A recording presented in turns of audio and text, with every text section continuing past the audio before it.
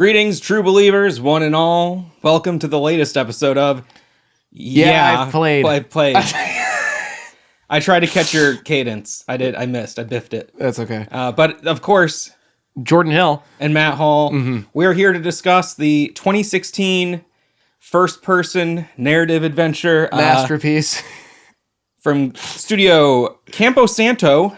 It's Firewatch.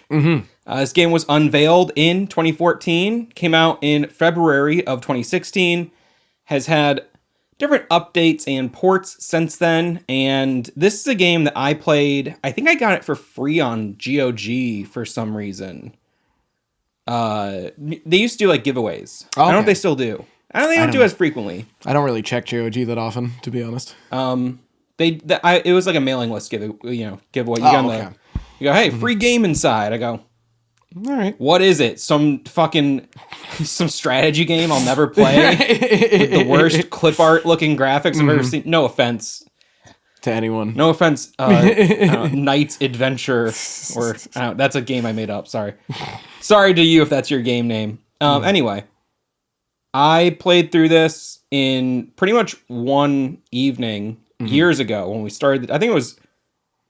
Oh, you know what? Maybe played it on Xbox back in the day. I may have played it on Game Pass or something. Yeah. I don't know. Either way, I played it in like 2019. I remember you talking about this years ago. Yeah, it was a game I wanted to do on this show. Yes.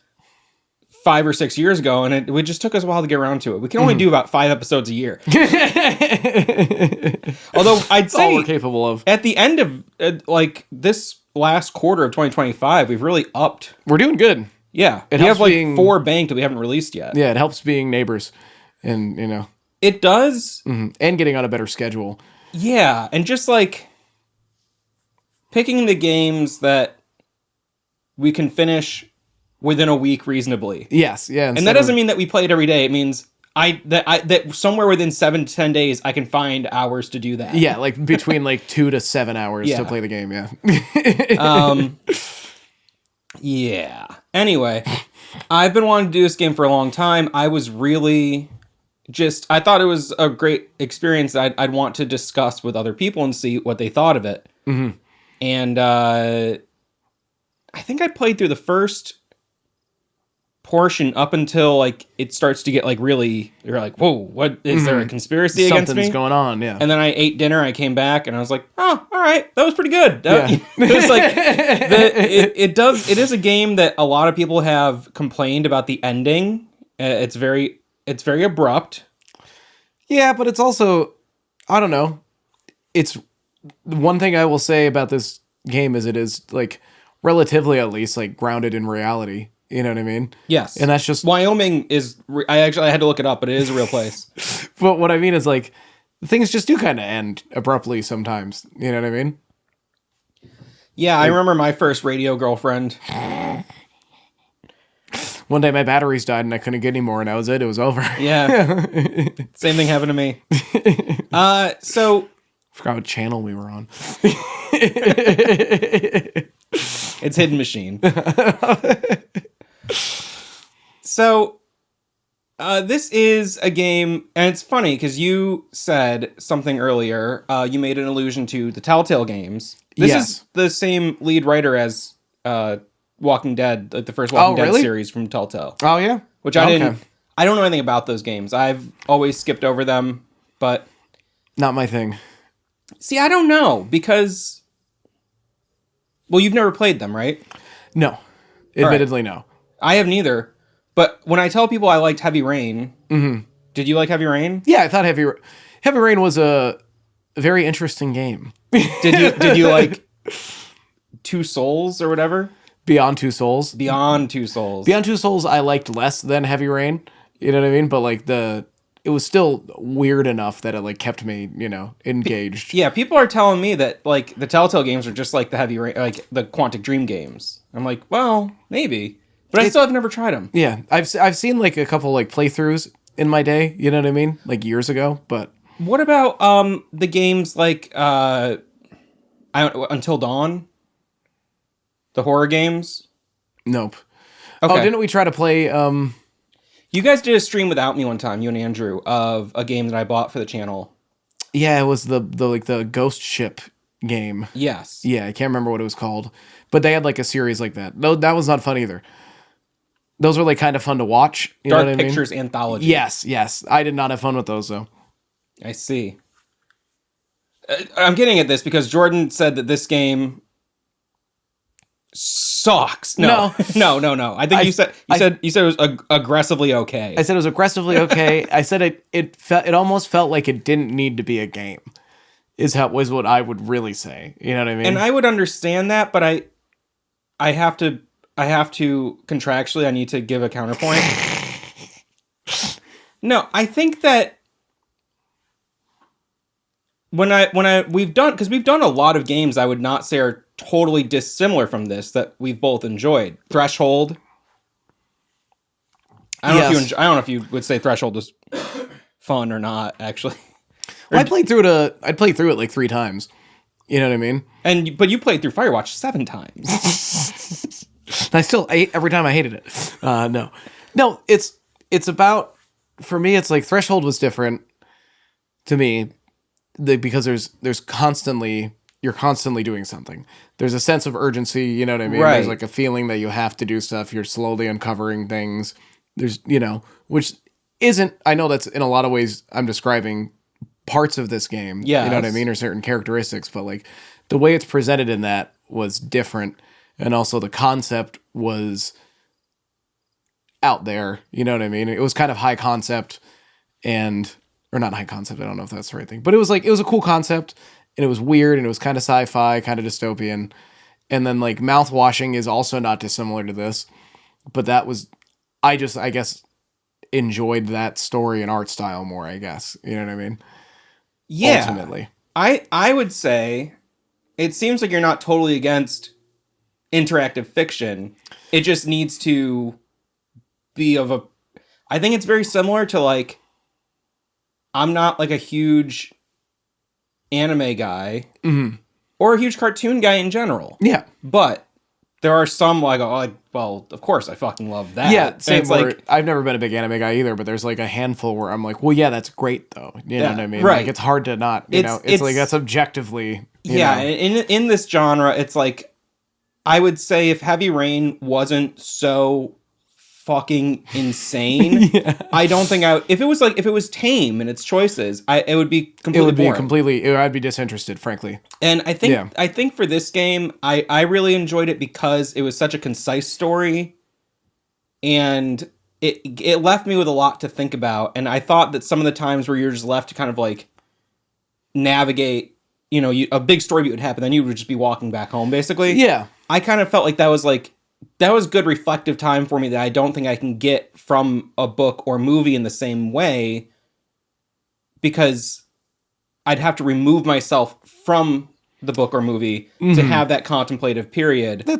But I would say if like this game was longer, I don't think I would stick with it the same way. You had mentioned that. Yeah, it does. It didn't feel like it, to me, it didn't really feel like it overstayed its welcome, but there was kind of a point where I was like, okay, let's get to whatever's going on. You know what I mean? Like this is a little, And I think, especially, thinking about the games that you've said in this genre that you like, if it's not something where it's like just a spectacle, really, you know what I mean? There does need to be a bit more of a game element. And one criticism I do have of this game is that there is very little in the way of like a game. Like you can role play as Hank or Henry. Yeah. And you can have fun, like thinking about, okay, what would I say? What, are these dialogue choices? Now, I think ultimately it's a very linear path no matter what you choose. So that's not really, that's just like that's a role playing dialogue thing. But I would say beyond that, the other thing is like the navigation, which the first time I played, I didn't use the map and stuff. I just kind of like went blind. But like I used the map and the compass a lot on this playthrough just because I wanted to get through it quicker, basically. And it did take a lot out of the experience, like away from the experience. I thought it oversimplified things to the point where it's like I wasn't having that, like that kind of just like the the challenge of being like, I think this is the right path. And because there are trails. Yeah. And kind of following, there's like really good like context clues in the sound design and little hints here and there that you're going the right way that you can kind of like gloss over if you're not Paying attention for them. Yeah. Like you can even hear you find a secret base eventually. You can hear like wind chimes from that base earlier in the game when you're like near a cliff. Oh, okay. And you can kind of start to put together there's something else going on here, but it's very easy to just go over those things. The game doesn't really like make any of those like game things crucial to the experience. Yeah. They're completely optional. And like you need to kind of go out of your way. Like, I'm going to choose to not use these tools. I'm going to choose to really role play this character. Yeah. I think like, it seems like one thing I think that maybe you and a lot of other players who felt similarly when I've heard people talk about this game, like not being like quite the thing. Yeah. It is more of a visual novel than a lot of these other games are. No, most definitely, where it was like the kind of thing where I felt like they didn't really like all of the things that were like game aspects of it. They just didn't like, they didn't need to be there. You know what I mean? They didn't add anything at all to the experience. And in some moments I felt like they kind of took away from it or made it more tedious. You know what I mean? I would have liked a little more of a collectathon type thing if there was like a little stuff you could find. Yeah. I also thought maybe the camera would have come into play a little bit more.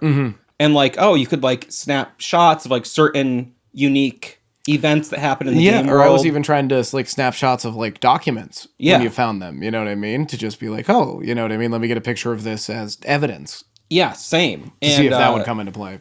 Also, like, I thought it was a missed opportunity to not have any kind of puzzles on the lock combinations. Yeah, no puzzles at all in the entire thing, really. Just a couple puzzles would have gone a long way, I think. Now, I love this game, but playing it a second time, actually maybe a third time now even,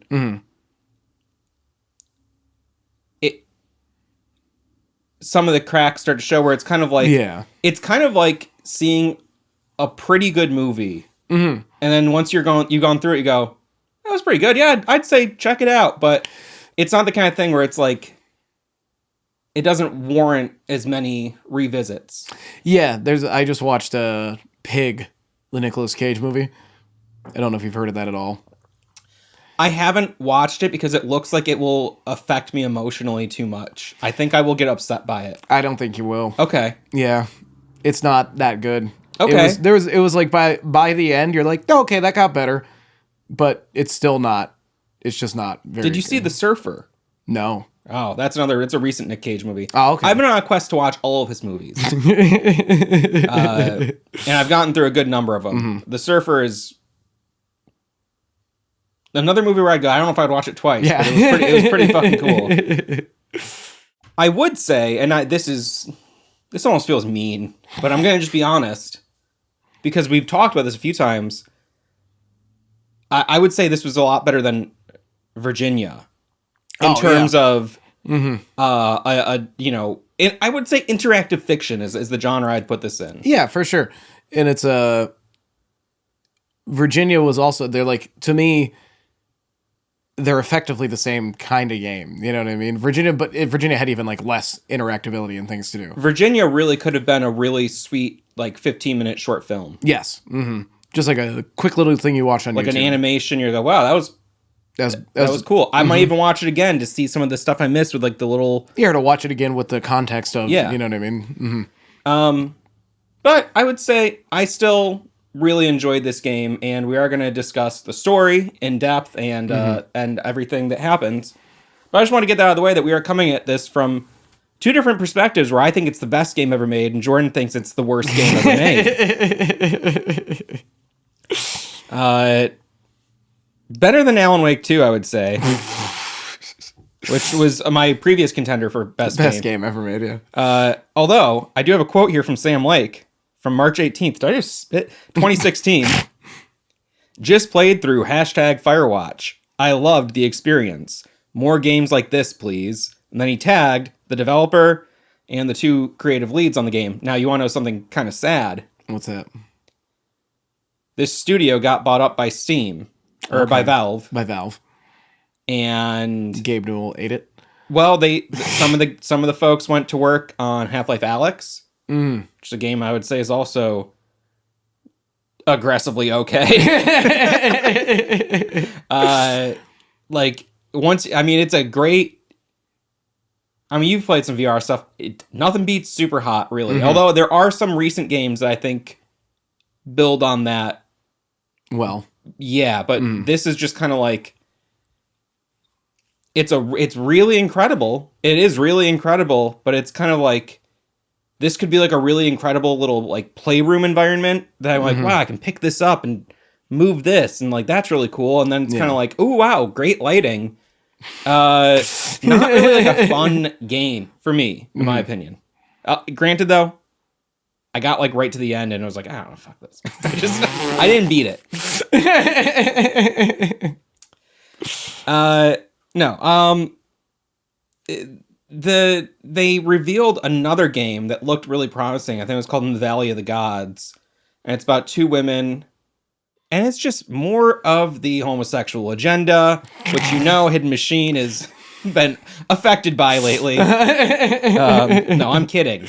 Well, I've had to ban a few people in my fucking live stream chats who do feel that way. Yeah? Yeah. Somebody came in while I was playing Alan Wake 2 and were like, I heard that this game was bad because it's woke or whatever. And then they just started dropping slurs. And I was in there and they were like, why isn't it letting me say slurs? And then trying to find ways to Jesus Christ sneak them in, and then I got them out. All right. Well, I'm kidding. We play a lot of really great gay games. Okay. We do. We do, yeah, frankly. But these two women are like, I don't know, like investigative journalists or reporters or something. And like they're in Egypt. And it looked really sick. There was a trailer at the Game Awards, I think in like 2017. And then year by year by year, it's like not here. And then they were like, it's on pause. But it's the kind of game we can always come back to. And it's like, you're not going back. Half the people quit the fucking studio. You got bought out. I think this studio is gone. And also another controversy kind of hampered this studio to a degree that I'll touch on at the end when we read your questions and comments. All right. I've been asking every episode, do you have questions and comments about this game that we can share in the episode? I get the emails. Mm-hmm. Well, finally, we were getting some... We almost didn't get any responses. I think... I'd love to see what this was. I don't know if I can pull this up. When we did our recent... I played on Dead Take. I don't know if I mentioned this in the video. Han Solo 6831. I asked on YouTube on a YouTube post for you have any questions or comments about the game. Yeah. Commented K. Just the letter K. AI General 9631 commented, what exactly inspired Dead Take? How would we know that? And Jose Mengalez 6947 said Custer's Revenge. So this time around we got some much different, I won't say better, but different comments and questions from the viewers. Custer's Revenge. I think that's the Atari rape simulator game. I think that's like one of the worst games ever or whatever, like on the list of like it is actual worst games ever made. Yeah. I think I've only ever seen it in the AVGN video where he plays it. But I believe there's a Native American woman tied to a cactus or something that you have to go up and pound. Oh, Jesus Christ. Yeah. That's insane. No, it's completely insane. It's the kind of thing where you're like, when you see it in pixel art, you're like, oh, that's not that bad. It's like, well, just for 2 seconds, break that down. Think about what it is. Yeah. The image itself might seem harmless because it is just a bunch of dots, but the intention behind it is horrifying. It's very, It's incredibly racist. It's incredibly misogynistic and violent. And I'm going to go on a limb and say, I think that's bad. Hot take here. It's a hot take for some of you people out there. You think... You know who you are. Yeah. Woo!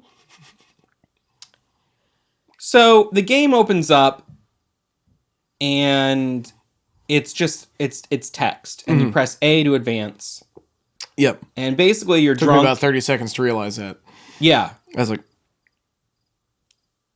because there's sound going. It seems like you're in a scene. Mm-hmm. It's like, okay, the next line's going to come up. Just giving me a while to read it. Pretty solid bar ambience. Yes. Which is something that I've struggled to find or create, because anytime I'm at a bar, I'm doing some sound recording for my game. Oh, yes. There's always music playing. Yeah. At the bar. It's hard to find a bar that's just people talking and like just glasses clanking and stuff. And you'd have to get there during like a shift change at the monopole. Yeah. You know what I mean? And like then record switching off the aux long enough that you're not going to get like a very noticeable loop. Yes. Or go on multiple days. Yeah. Anyway. Then splice them together. Or drink there for 24 hours. Oh, well, no, I guess they're only open like 18 hours. Yeah. Mm-hmm. Drink there for 18 hours. You can get a bunch of audio. At least 3 shift changes. I know what I'm doing tomorrow. You see a little cutie patootie from across the room. You walk over and you can, this is where you get a little bit of a choice between your dialogues. Yes. You can say something like, what's your major? Or you're pretty.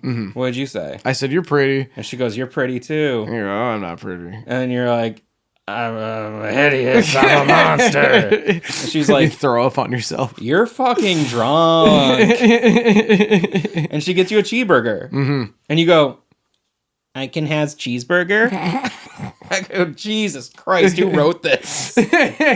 No, I'm kidding. No, I'm not kidding. I modded the game, so it says that. At random points throughout the game. Psych, nah. And then, you go through a bunch of stuff. It's like, oh, she wants to get a dog. Did you get a dog? I think you have to get the dog. Well, yeah, but it's what kind of dog? Do you want the German Shepherd that you're going to name, like, Mayhem? Or do you want the little shitty beagle named Bucket? I picked Bucket. I picked Bucket because my cat Sluggo, who's appeared in some of these videos, his original name was Clonopin Bucket. Clonopin Bucket? Or Bucket Clonopin, yeah. And that didn't stick. K-Pin Bucket. But I was like, oh, Bucket, like Sluggo's name almost was. And then she's like, oh, I want kids. And I was like, oh, what's the rush? Because that's how I feel. I go, I really don't want kids, honestly. Well, yeah, that's how I feel too. But in this game, I was just trying to be like, let's just, yeah, sure, we can have kids. Do you have kids? Me? No. In the game, if you choose that, do you want? I don't think you ever do. No, you don't ever have kids, no. Something happens where it would make it wrong to have children. Well, you could bang a kid out in a night. Yeah. You could pause. You could. You could conceive a child in a night. Yes. Is what I'm trying to say. Yes, correct. This episode is off to a rough start. I'm putting my foot in my mouth left and right. And it sucks because I think this is the best game ever. I want to give it its due diligence, you know? But no, I'm just going to read a book. She said, when you say you want to have kids, she says, well, then we should probably get married then. And you guys move in together and get married. Yeah. Mm-hmm. And over time, you start to notice that she's increasingly unstable. Now, if you ever lived with a woman... Well, there's the choice about whether or not she takes the job in Connecticut. Right. And I say, can you commute back and forth? Yeah, I don't get why there was an option where it's like, just fucking move, loser. Like, because you're a loser. Oh, okay, yeah, that's fair, yeah. If my partner was like, I got a dream job, it's in another state, it'd be like... All right. I guess we got to take an adventure together. I don't know. Like, what do I want more? Like, a life with you and what that entails, or I'm comfortable here. Yeah. You know what I mean? Yeah, same. No, I agree. 100%. But this guy is a bit of a selfish wiener. And that's kind of what the game is about. I think the game is about being a little fucking loser. Yeah. A little bit, yeah. A little bit, yes. but not without cause, you know? Loser with a cause. You notice that she becomes increasingly unstable. And like I said, if you ever lived with a woman before, you'll know that, no. If you've lived with someone, though, you'll notice that they will change over time. Yeah. And I thought this game was really real because I've noticed small changes in my partner, and you don't think about what that might mean a couple years down the line. Is that a sign of cognitive decline or something? And it's basically Julia, your wife, Yeah. by age like 42, I think, or so, has fully fallen into dementia. Early onset dementia, yeah. And is, she doesn't recognize you. She can't be left alone anymore. She can't work. And that was like, it really kind of gutted me, like, reading that. It's just kind of like, I don't know. Because it's the kind of thing where I go like, ugh, would I notice those signs? Yeah, same. Because you don't, because even he was like, we didn't think it was anything. And then it was like, oh, maybe this is something. In mine, it was, because she took the job, right? Yes. In yours as well, yeah. And she like commutes or whatever from Connecticut, and it was like, she like screams at a coworker or whatever, you know what I mean? Because she forgot she thought they stole something from her. And she then forgot she lent you're it. just kind of like, oh, that's nothing, kind of, you know what I mean? You're like, I think I'd like told her to see a doctor about it, but like, they didn't, it was just whatever then, You get the choice to put her in a home or have her stay with you and you take care of her. I chose to take care of her. I put her in a home. How'd that go? Fine. It's like it's monster. No, it's also like it's like you go and see her every day. You know what I mean? It's like it seems like it's good. She's getting the care she needs. You know what I mean? Blah blah blah. You go to see her every day, and then it's like it's every other day. You know, and then it's not very often at all. And then it's like her sister sees her all the time. Sometimes, and then it's like sometimes you go with her sister to see her. You know what I mean? But it's like because it's reaching a point where it's like she recognizes you like half the time you see her. But, and then it's like. The part that gutted me is the part where he starts going like, does she not remember me? Because you start wondering whether or not she doesn't remember you because you don't see her anymore, or if it's just, you know what I mean? Yeah. Like, is that affecting? Would it matter if you saw her every day? An impossible question to answer. Yeah. So that's again, like I said, love the story. No, I understand.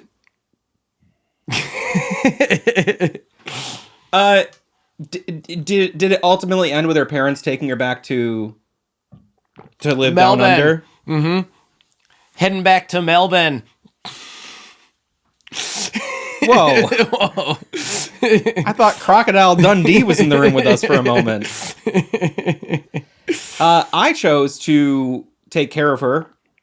And I go, I gotta get out sometimes. So I put a chair in front of her door, and I go out to the bar some nights. Jesus. And then I start going out to the bar a lot more often. And eventually, her parents find out what's going on. They find the house is a mess, and I'm not taking care of her. Oh, Jesus. And I'm a drunk, and they take her away. And I go to Shoshone National Park, Forest, National National Park. Forest, I don't know.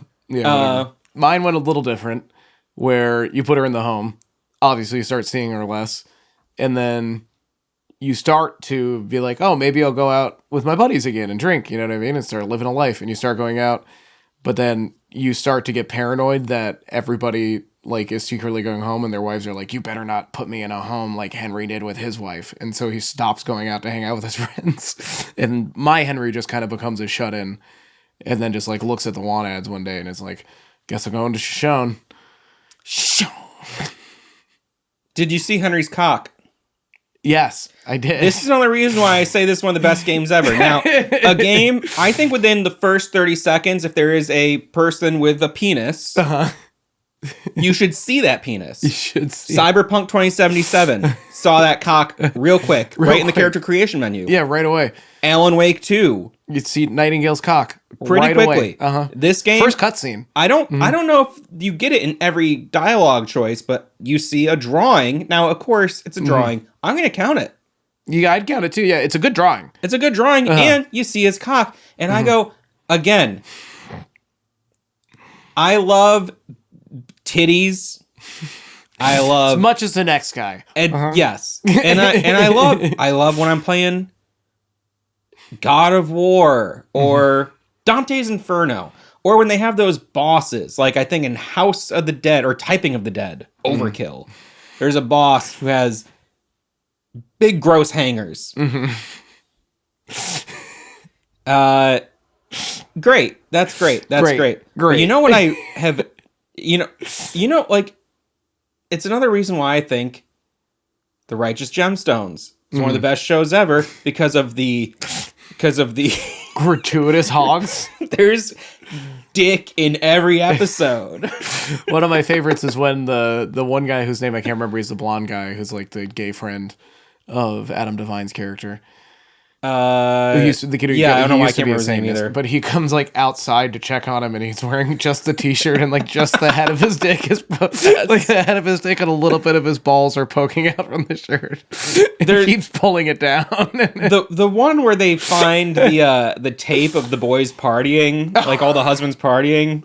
That one's really rough. Yeah. Anyway, I would say if you do want your game to be Apartment Story, another game which you haven't played. No. You start off the game, you're pissing, you're jacking off. Thank God. You know what I mean? I think they're now listen. You might go, Matt, you get to see one every day. Yeah, if I look down, I like to keep my head up. All right? 1, that's just a life lesson I've learned. 2, I don't want to say that these are all great games because they feature prominent cock in the first opening minutes. But consider the facts and draw your own. Do the research. Do your own research. And go ahead, please sound off in the comments games where you see hog early on. Early hog. It can't be later in the game. It has to be within the first 10 minutes. Because that's another thing. Sometimes I'm playing a game, I love it, and then like it's like I'm like 7 hours in, and I see a like bare dong, and I go, "Oh, I'm not." Listen. It's not where I want to take this relationship. If I'm gonna be seeing the dong, I want to know it's right away. I gotta know up front that this is what it's gonna be. So it's the summer of 1989, and you take a Firewatch position as a park ranger. Or you're not a park ranger, but you're a lookout. Yeah, that's all. You just they still do that. You can still get this job. And ever since playing this, it's like whenever I go to like Alan Wake 1 or even Baby Steps, I see the Firewatch towers. I'm always like, oh yeah. I reflect fondly on Henry's cock, is what I was trying to say. Do you know what I mean? Yeah. A similar feeling of cock-stalgia. Whenever you're near a lake in a game. Yeah. So the sort of like prelude to the game, the prologue is just establishing how you got where you are and where you were with Julia. And your day one, it's 1989. You get settled. You hike all damn day. Yeah, you're tired. You sleep for 14 hours. Wow. Now here's a quiz. What was Henry's license plate? You might like the game more if you paid attention to the little things. No, I'm kidding. Did you find NCEHOG? It's a vanity plate. Did you find the hat in the opening scene? There's a yellow hat by the truck or your little Jeep or whatever you drive in there. No, I just got right in the truck pretty much. Oh no, when you pull. Oh yeah, there is that opening scene in the parking garage. I really liked that scene. I thought that was a cool little map. I wished it was like one of those things. I wish there was something else in there because it's like I went up, I walked all the way through, noticed it was just a locked gate, and I was like, damn. I wish there was something there. Yeah, because it's like a little. It's cool. Easter It's just egg. cool when there's like a one-time location in a game. I'd like it to pay off a little more. Yeah. Anyway, yeah, when you get out of the truck, there is you can find the secret hat. Oh, I did not find the secret hat, no. Okay. I didn't either. Oh, no.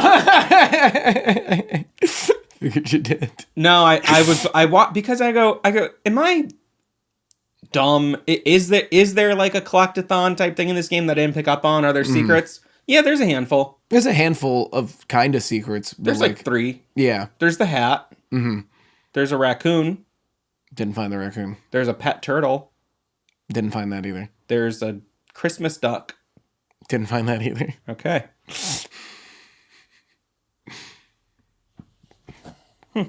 I opened most of the caches too. I would hope so. Mm-hmm. Did nobody put a turtle in a cache? No, I don't know. Nor a duck or a raccoon. I don't know, you know. Maybe. Pop it open and it's in there. Whoa. Did you find the dildo? No, I did not find the dildo. There isn't one. Okay. It seems like a game where there might be a dildo, though, right? Maybe somewhere, yeah. Yeah. Mm-hmm. Who knows? Well, anyway, on the radio, you hear from Delilah, who's your supervisor. Mm-hmm. Again, 92.9. Merry Christmas from Delilah. Thank you. The whole time going, because I watched an interview with the dev, and that wasn't an interview. It was a solo video where it was like an AMA thing about the writing of the game. Okay. The lead writer, who has shied away from the public eye after some events that we'll talk about later. And he was like, "Oh, the name Delilah? I don't know where I got that name." And I was like, "You didn't name the radio voice lady after the most famous radio voice lady, Delilah?" Because that's all I could think of. Yeah. I don't know if people have... I'm pretty sure she's syndicated nationwide, or has been over the past 40 years. Yeah, at least, like, yeah. She's 200 years old now, I think. She's ageless. Yes. I don't know, somehow fucking... She's older than time itself. Wolfman Jack and Casey Kasem are still on the radio. Yeah. So I don't know, what... Even though apparently Casey Kasem did some not great things. Oh, I didn't know that. It turns out, yeah. Or no, not Casey Kasem. Sorry, I'm thinking of Garrison Keillor.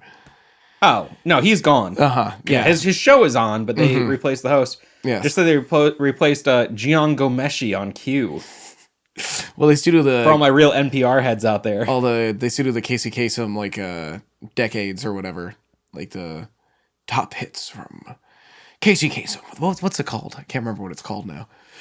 It's on Cool 105 all the fucking time. What his show is called? Yeah. Yeah, it's like top chart something. Yeah. It's like Yeah, I can't remember something countdown. I don't know. I don't remember. But anyways. Yeah. I love hearing Sugar by the Archies. George Knapp and George Norrie are still alive and still at it, you know what I mean? God, I wish. You know, there's a George not a George, there's a oh no, George Knapp and George Norrie are still on it. But I was saying in my head, I was like, God, I wish Art Bell was still around. They're doing an Art Bell movie. Oh, are they? Oh, that'll be cool. I hope. Yeah, hopefully. Who's doing it? Do you know? A24, I think. Oh, then it could go either way. It could. A24 goes either way. It goes either way. They'll probably have some cool marketing. It'll probably seem like a really cool thing no matter what. But I bet you it'll look nice. It'll probably look nice. It'll look good. Saturated. Yeah. I get it. You miss Kodachrome. Yeah, so Delilah. And if you don't know Delilah, she is not a talk radio DJ, but a DJ who does like a request show and takes calls. You know, she plays music. It's like easy listening, lover music for white people. My mostly. favorite was the Merry Christmas from Delilah because most of the calls were someone being like, "Hi, Delilah, I just have such a hard time around Christmas because, you know, my husband died 2 years ago and I still just have my 3 children and they, you know what I mean? They're all severely autistic and one of them is a double amputee and it's just Christmas hard for us now." I'm just like, "Oh my goodness, I'm so sorry. Well, this next song's for you then." And it's like, jingle bell, jingle bell rock. Okay. That's good. I did just say most of the music is for white people. I saw a skit recently where it was this black guy being like, basically being like, "Man, you know, we can't get rid of white people. Like how could we ever replace Delilah? There's nothing better. Not to say that it's a racially segregated show. It seems like it's a show for old white boomers. Oh yeah, 100%. Yeah. Mm-hmm. I don't want to give the wrong impression. Like it's it's whites only. Yeah, it's not. Only accepted calls from white callers. That's not the case. Ugh. It's just like if you heard it, you would immediately go, "Oh, I get it. Yep, yeah, that's like that's like an old white boomer thing." Yeah. Mm-hmm. So you're getting settled, and it's like, "What the fuck is that? What's in your mouth?" No, that's what I say to my cats all the time. What do you have? What are you eating? Minnow, when she has something in her mouth, she could be on the other side of the house in a second. It is. She moves so quick when she has something. She's a very fast little cat. She saunters otherwise, but there's fireworks. Some asshole setting off fireworks. So you got to go find the source of the fireworks. You're like, what do I fucking do? Write him a ticket? Or you can say whatever, but... That's what I said too. What do I do? Write him a ticket? And she's like, I don't know, just do it. Just I think one of the ones is like, can I shoot him?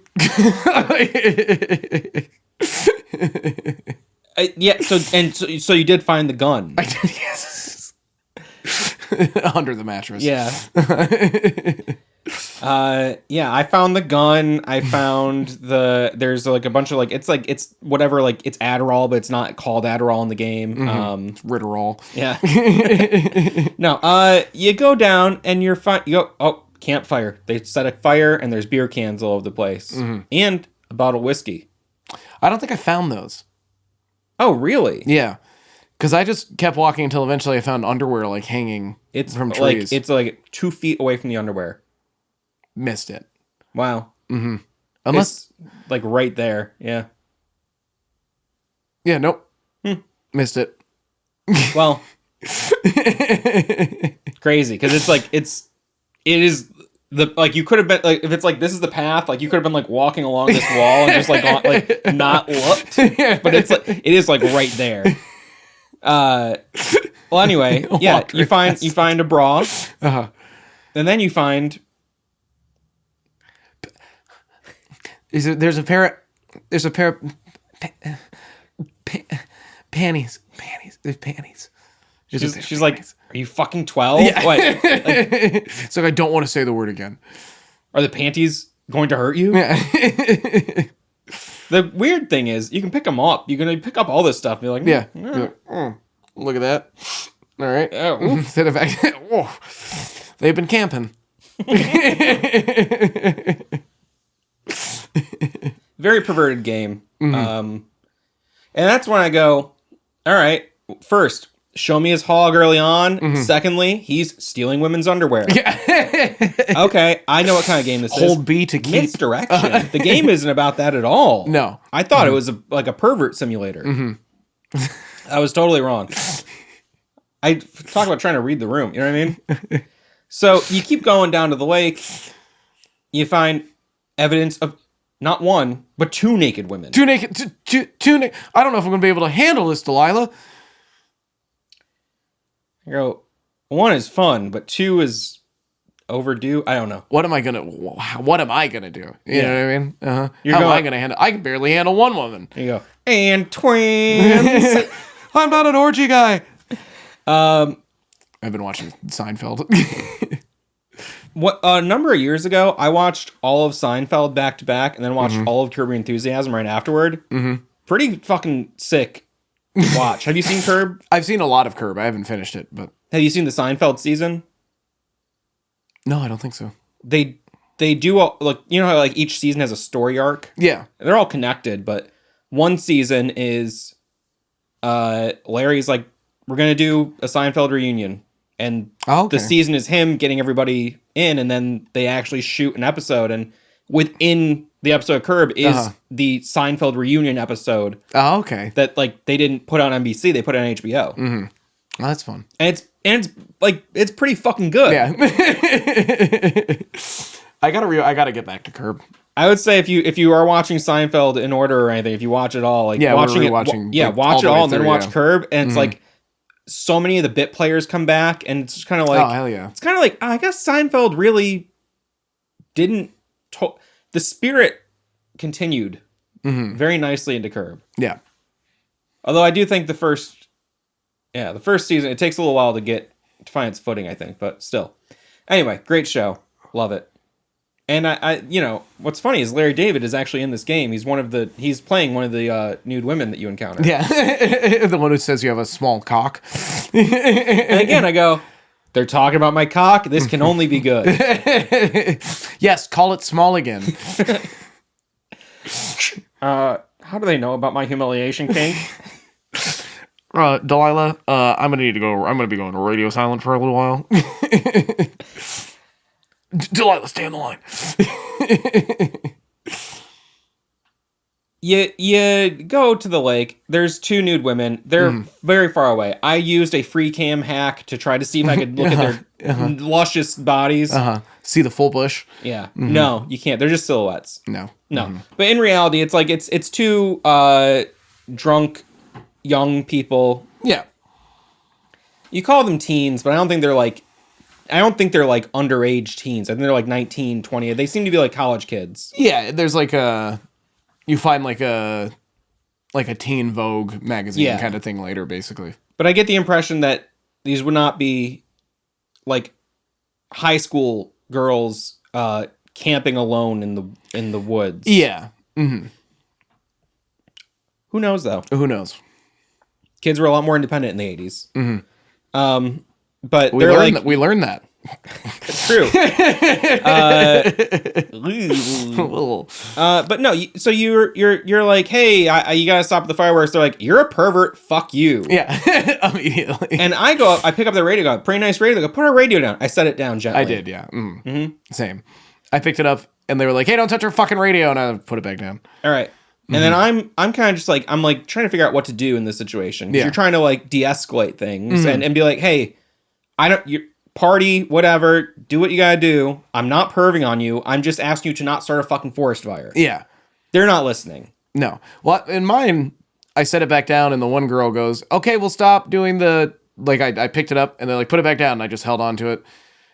And they were like, okay, we'll stop doing the fireworks and stuff. We'll stop. Just go away. Stop being weird. And then the other girl starts yelling at you and calling you a pervert and saying you have a tiny dick and stuff and insulting you. And the other girl's like, come on, stop. I picked up the radio again, and when I tried to set it down gently, I fucking launched it. Oh, no. And it went... and they got pissed. Yeah. And I go, oh my God, I didn't fucking mean to do that. So that didn't go so great for me. Yeah. I left the boombox alone. Picked it up, set it down. Went on my merry way. When you're getting down to the lake, you do there's like little like eyelets that you can like tie a rope to and get down certain. You find your first cache, and there's an old rope in there and an old granola bar. Yes, but before that you snap a rope and you're out of rope. No, that's the rope that you snap. Oh, really? It's the old rope, yeah. Oh, and then you find more ropes later. Yeah. Or somewhere. Yep. I don't know where. They're hanging in a backpack. They're hanging in the backpack. Yep, that's it. They're climbing ropes. Oh, yes, that makes sense. Okay, so anyway, yeah, you snap your rope, and you hurt your back, and then to me that like symbolized like how he was hurting from his marriage falling apart. It didn't really fall apart. You know what I mean?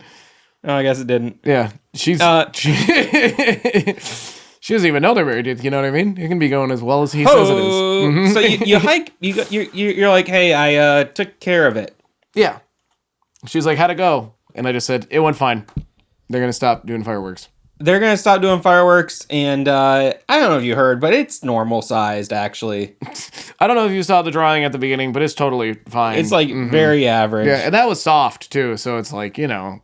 I'm just saying. It's regular. There's nothing to write home about. But I mean, it's not. I don't. You know, it's actually it's okay if it is not normal.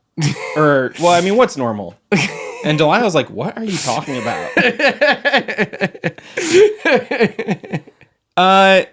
So you go to hike back to the tower, and you have to like go through a little cave because the way up you can't get up where the rope broke. The rope broke. You said the broke. I think I just had too much saliva in my mouth. Or the broke. We'll play it back. You'll see. I said broke, but it came out awful because I had a bunch of spit in my mouth. Anyway, the broke, and you have to go down to a little cave, and you go, "Hey, what's this fucking cave?" And there's a gate, and she's like, "Yeah, it's so spelunkers don't get lost." Mm-hmm. You're like, "Okay, it's just a little weird. There's like a locked gate in here. Creepy." Mm-hmm. It's like, I don't know, dude. There's probably a bunch of shit. It's an enormous national park. Yeah. Mm-hmm. There's going to be areas that are sealed off from the public. But he's for skeptical. Safety. Mm-hmm. Maybe for good reason. It's starting to get dark. You're walking back to the cave. It's getting darker. Mm-hmm.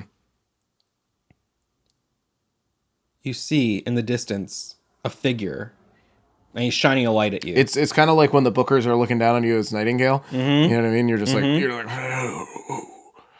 I've used the camera mode, like the photo mode in Alan Wake 2 to like go look at them. And it's just like, I don't know, it's just kind of cool. Like they're modeled and they're up there and it's just real. walking around. It's like, I don't know why. That was like a little detail. I go, I really like that. Thank you for doing that, Remedy. You go, Delilah, there's a person. She's like, you're fucking outside, dude. Mm-hmm. Yeah, there's going to be people. It's fine. When you saw this figure, did it excite you? Well, no, it kind of startled me mostly because he turns the flashlight right onto you. You know what I mean? So I was like, oh, what's that? And I turned my flashlight back on at him, and then he turned around and walked away. And I was like, oh, that was kind of weird, but also whatever, you know? I mean, eventually you do find out pretty much everything. Yeah. But did you find yourself, like, leaning into the paranoia? Only at one spot. Okay. And then it's the only time I, like, restarted the day because I pissed off Delilah. Oh. And then I was like, oh, I don't want to piss off Delilah. Oh, I see. So I'll restart my Maybe day. you were accusatory with her? Yes, basically. And then the way she reacted, I was like, oh, no, I should have gone with the option of, I should have gone with the other dialogue option. Well, you're clearly very paranoid in this scene. And when you get back, you do find an outhouse and a generator and the forest burns cut out. There's a big like wooden cutout of the their Smokey the Bear character. Mm-hmm. Yes. I picked it up and put it in my tower and it stayed there the rest of the game. Oh yeah, that's funny. I did not do that.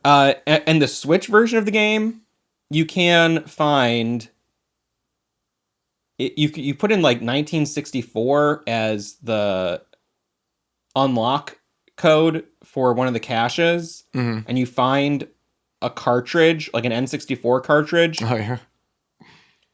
You find a Forrest Burns statue, and you put the cartridge next to the statue, and it unlocks a Nintendo 64 style 3D collectathon where you play as Forrest Burns. And it's only on the Switch version of the game. Oh, fuck that. That would have been great. It looks so cool. And there's like multiple levels. It's like, it's pretty fucking sick. Yeah. And then also Forrest Burns, I don't know if you know the Playdate. It's like it's a handheld console that has a crank on it. And it's like a Game Boy. It's like monochrome. It's like it looks like a Game Boy, but there's also like a thing. And so people like have all these games where use like there's one where you like use the crank to like move your legs or like like a fishing game, like a reel. You know, it's like a reel on a fishing pole. And there's a Forrest Burns games for the Playdate as well. And it's like, man, I wish these things were added to the PC port. And I understand if you don't want to port the Playdate game because it might be exclusive to that hardware. But damn. Yeah. Like, come on. Put the fucking little Nintendo game in there, yeah. That's sick. That's the kind of thing I go, wow, that's a crazy secret. Not for us PC players. Now I really hate the game. Took the one fun thing out of it.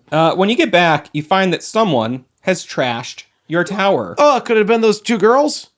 Could it have been the weird guy? Who knows? They took your typewriter. They smashed the window. You're like, I gotta fix this. She's like, Delilah's like, go to sleep. Figure it out tomorrow. Day Did you grab 2. your typewriter? Huh? And put it back? Did you put your typewriter back in? Oh, I thought you don't get your It's just sitting at the bottom of the stairs. I found it, at least. Maybe this was like the fire pit for me, where I just walked right past the fire pit. I guess so, but feel like you couldn't have I missed thought the that the typewriter. person who stole it used your typewriter. They must have just had their own typewriter. Yeah, they just have their own typewriter. No, I didn't find it. Yeah. Although I must, pick it up. but it goes back in your place anyway, because I noticed that he's like still writing little journal I entries the whole picked time. it up and like brought it upstairs. Yeah. I totally missed that. I did find a baseball in the outhouse and I dropped it in the toilet. Oh, I didn't do that. And and that's another thing where I go, this is kind of like the gamey part for me, where it's like, I'm finding out how many objects I can put in the toilet because the game doesn't actually, I'm like having to make my own game out of it. Day 2, communication is cut. Delilah can't get to the, leadership, whatever they are, the overseers of the vault. The vault overseer. Right? Isn't that like, oh no, this isn't, no. No, this isn't Fallout. Damn. This That isn't changes Fallout my interpretation of everything. Because I was like, of course, in a nuclear apocalypse, you would take a job like this, but it's just USA in the 1980s.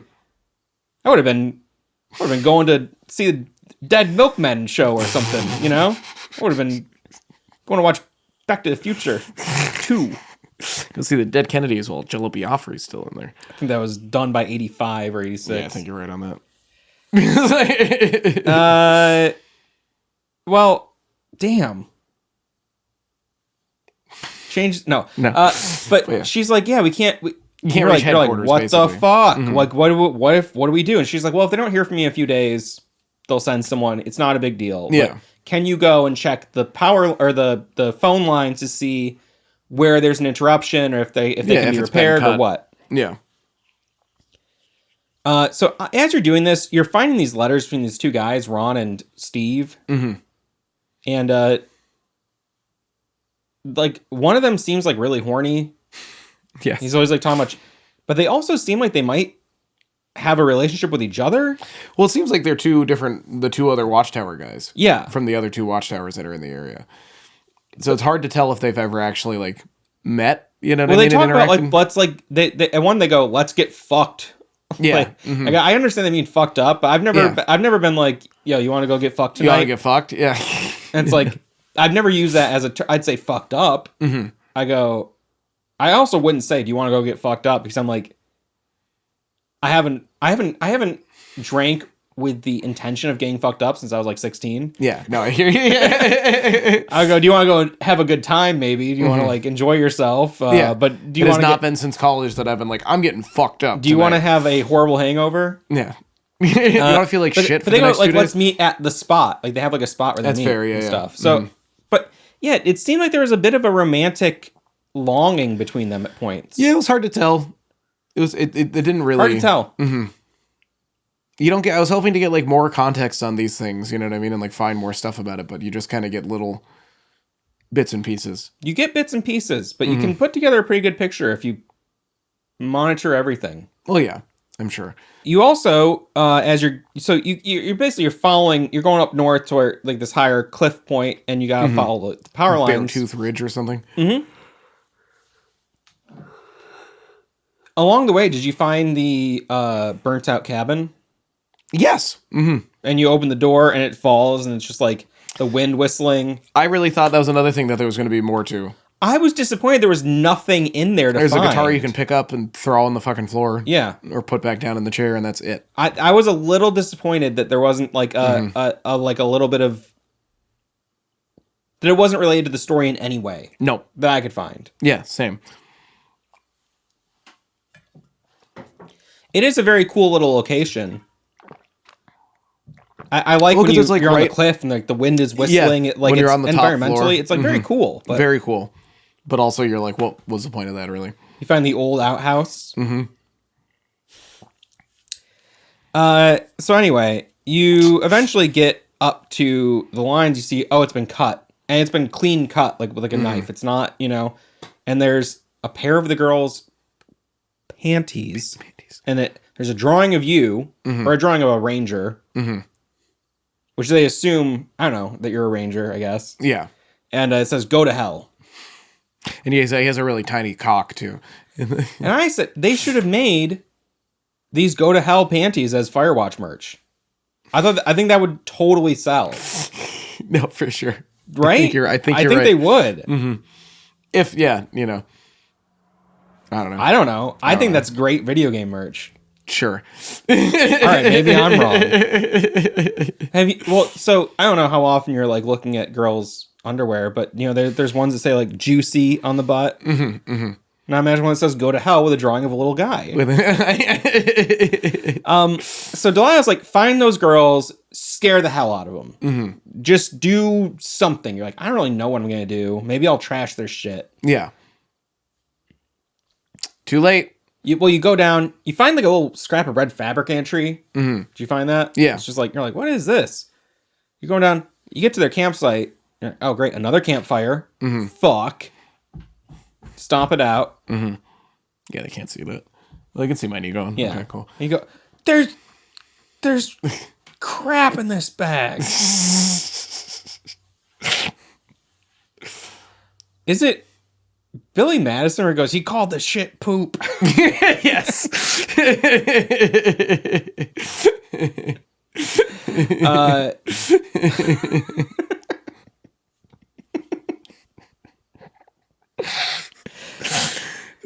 It's stomping the poop in the fire bag. Yes. Anyway, you find a couple of teen magazines. You find Dangerous Hunks. Yeah. And another teen mag. Pants are back. Oh, yes. That's one of the headlines.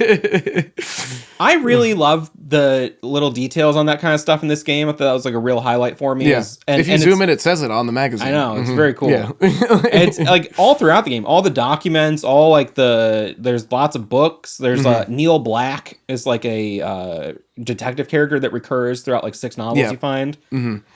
Maybe less than 6, but you can find a bunch of books and they all have like a description on the back. And they're all like little Easter eggs. Like one of them is like the Patriots, and it's the name of one of the Patriots from Metal Gear Solid. Oh yeah, is like the author, and, and there's like references to other games, and the game is like full of like these little Easter eggs that are like really subtle, unless you know the what it's referring to. Yeah, the reference. Mm-hmm. It's the kind of thing that I would, if I saw it in a game today, I'd go, "Oh, is that AI?" You know what I mean? These book covers and stuff, because they're all like, they all feel really authentic to the period, and they feel like they look really real. Mm-hmm. But now, you would worry that was just like generated. Yeah, I would almost assume it was. Mm-hmm. Yeah, and it sucks. It sucks that I hate that I've been poisoned to think that way. You know what I mean? It does feel bad. Mm-hmm. But just really cool, like little details all throughout this game, especially on the books, magazines, collectibles. Those are things that I always look for in games.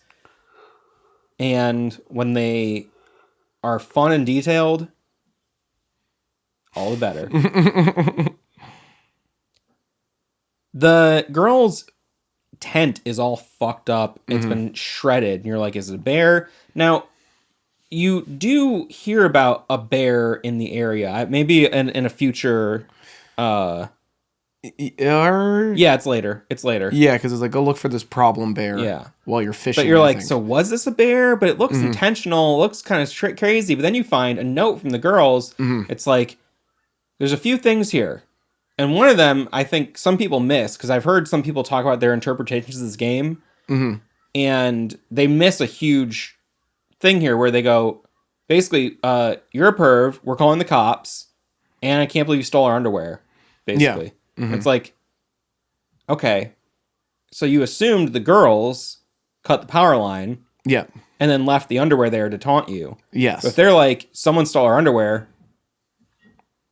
you should be able to deduce that they did not cut the power lines. Did you pick that up right away? I don't think I picked that up right away. But like then later on, it's clear piece it together. It's interesting that the game has several instances like this where you go, oh, okay. It's a game about, like, for me, it's one of the reasons why I like this game so much is because I love things that fuck with your perception and, like, how quickly people jump to conclusions about things based on, oh, I saw this, that means that. Yeah, it's like, very limited evidence. Have you considered anything, or are you just going, like, most obvious thing right now? Yeah. the game gives you a few of these moments, and this is one of them where it's like, okay, the girls didn't cut the wire. Someone is fucking with you and fucking with them. Yes. But then you can also get into kind of like a almost argument with Delilah. Right. Where you can tell her about the note or you can not tell her about the note. And I told her about the note. I did too. Because I'm like, I'm trying to be... I didn't want to... I figured it would be more suspicious to not tell her about the note. You know what I mean? And then have something happen. And then it's like, you know... But then she goes, well, did you do that? And you're like, no. Right. I didn't do that. And she's like, oh, okay. She like doesn't... She doesn't sound confident. You know what I mean? That I didn't do it. And you're like, I didn't fucking do it. Like... There's also... I didn't mention this, but you do find... a backpack, a sack, and a tree. Yes. And that's where you get the ropes, like you mentioned. But also, there's a disposable camera. Yes. Which we talked about the camera a little bit. It's a totally optional thing.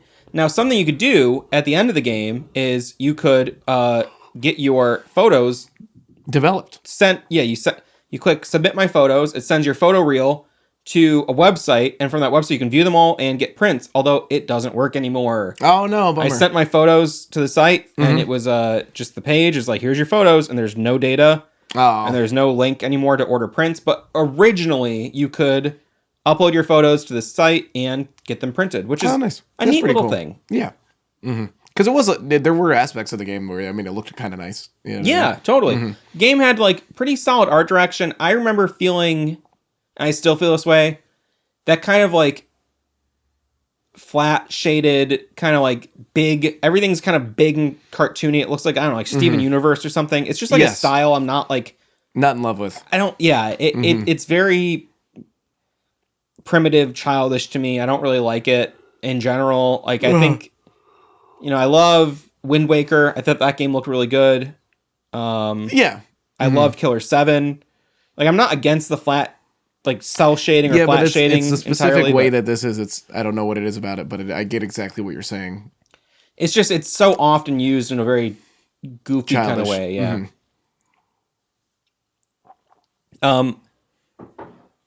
So yeah. Well, I had my notes here. Did you use the camera, which you said you did, and I did as well. But the only thing I took pictures of was the horrible thing you find in the cave.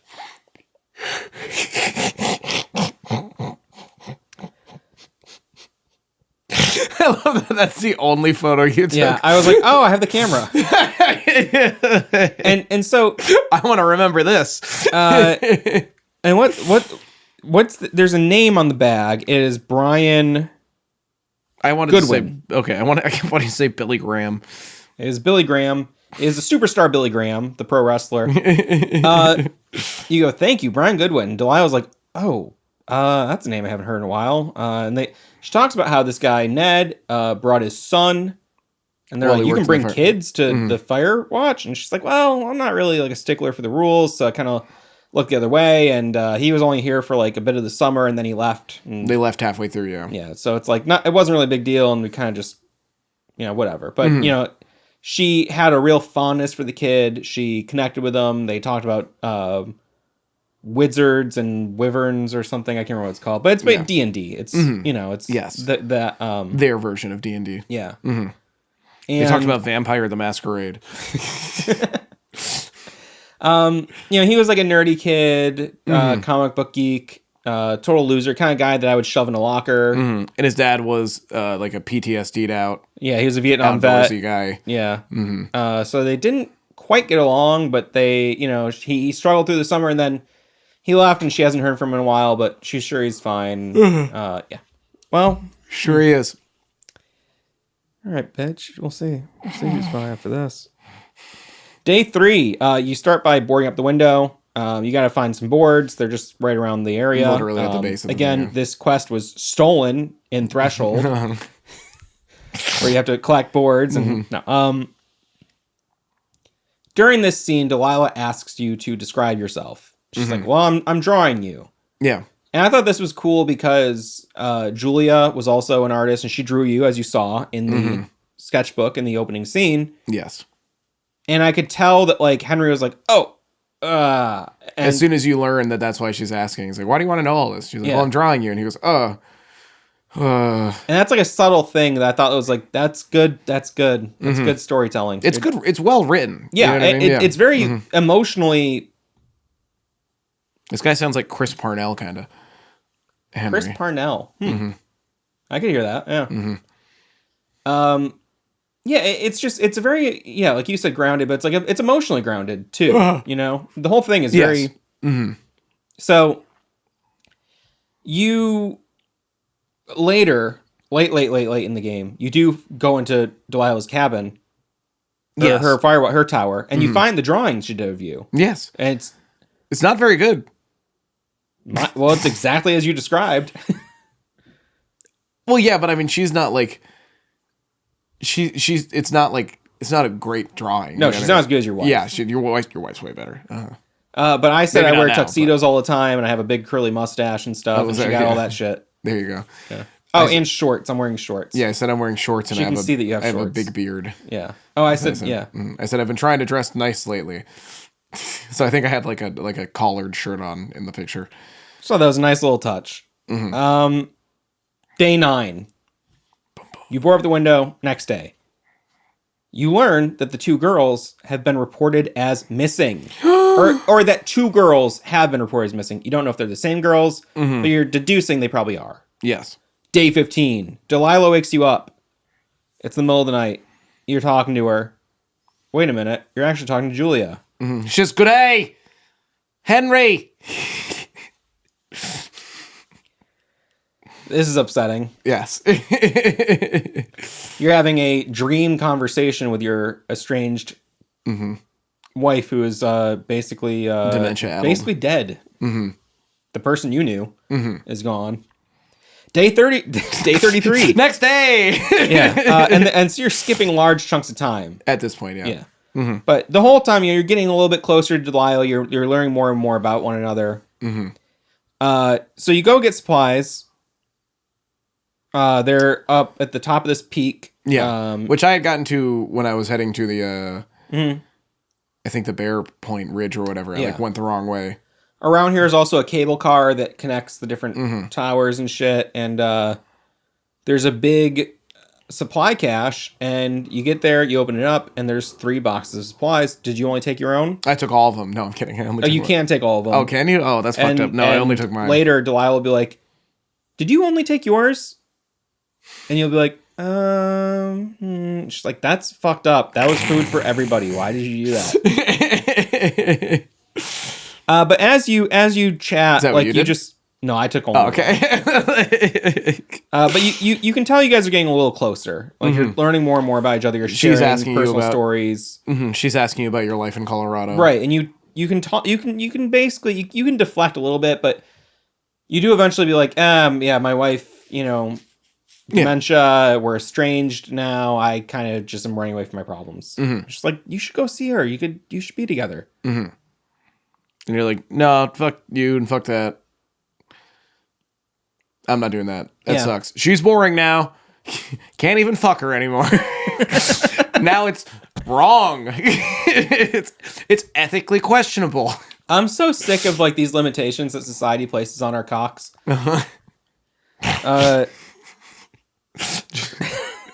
I'm kidding. I am kidding. Stop. Day 64. Don't cut that out. People are gonna hate that. No, you are a anti-circumcision activist. I'm trying to restore my foreskin currently. Day 64. You see a big fire. You see smoke. It's a big fire. Delilah's like, we gotta name the fire. I usually come up with some kind of, kind of joke name, but maybe you can come up with something. You can call it the Big Fire. You can call it the Flapjack Fire. The Flapjack Fire or Delilah. What'd you choose? Flapjack Fire. Okay. How'd that go? She liked it. She thought it was funny too. Because you guys talked about flapjacks. Flapjack is like an asshole. Right. It's like jackwagon. Yeah. Jackass. Yeah. Dillweed. My mom used to say dillweed. Yeah. I could see that. I liked that one. That one stuck with me. I called it the Delilah Fire, and she goes, "You can't call it Delilah Fire. You can't name a fire after me." But how about my middle name, June? So we call it the June Fire. There you go. And then I'm looking at her tower, and she goes, "Are you looking at the fire?" I go, actually, I'm looking at you. She goes, well, tell me when you're looking at the fire again. And, we're chatting, and it's like, man, I wish you were here. Mm-hmm. You're like, If you were here, we could, Yeah, and you said, what? And you're like, we could, what? She's like, what? well, let me tell you. Mm-hmm. And she's about to get dirty, Uh-huh. and the scene ends. I had the lotion out. I had my tissues ready. You were ready to jack off. I was to the ready scene. to track off to the scene. Yeah, Because I keep them in a drawer right underneath my desk, just in case something happens in the game where I go, okay, gotta, because I can't miss the opportunity. do you know those like beer drinking hats? You put like one beer on each side, and like a straw comes down. Yeah. I got one that's lotion and like a little roll of toilet paper. I figured it was going to be lube, fleshlight. No, I actually got rid of my fleshlight because it's too difficult to clean. It's such a pain in the ass. Tried running it through the dishwasher and ruined everything else in there. I was like, great, there's cum everywhere now. There's cum baked onto There's my somehow pants. more cum in here than there was before. I was also cumming in the dishwasher. So I didn't have to clean it up. No, but and I just pull down the piece of toilet paper. It comes right off. Well, squirt, lube, lotion, whatever I got on hand. And I'm just going. And so it's like you're pulling it. doing infinite scarves like I'm a magician. Yeah. Anyway, so basically it confirms Delilah fucks. Yeah. And you're cheating on your wife. No, I know. Yes, it did. What I like about it though is it makes you kind of ask that question a little bit, where you're like, would you? You know what I mean? Like if you're in that scenario, it's even a question. Yes, yeah. I'm trying to get in where I fit in. Yeah. But it's like, would you feel bad? I'm just a squirrel trying to get a nut. So what's up? Don't hate the player, hate the game. But no, it's like, would you feel weird about it? You know what I mean? Would you feel kind of bad? Probably at first. You know what I mean? I would feel bad up until the point I felt really good, and then I'd feel bad again. I'd feel bad, then I'd feel great, then I'd feel the best. And I'd feel really bad, like, 20 seconds later. Yeah. No, yeah, it's a game that if you choose to stop and think, because also with this game, you can just go, yeah, whatever, not even think about the choices. Yeah. Which is also like how some people would approach this. Like in real life, they'd be like, I didn't actually stop and consider.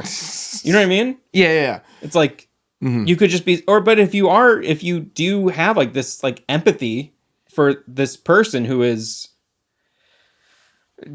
in a prison of their own mind, what is your obligation to your partner when they're in that state?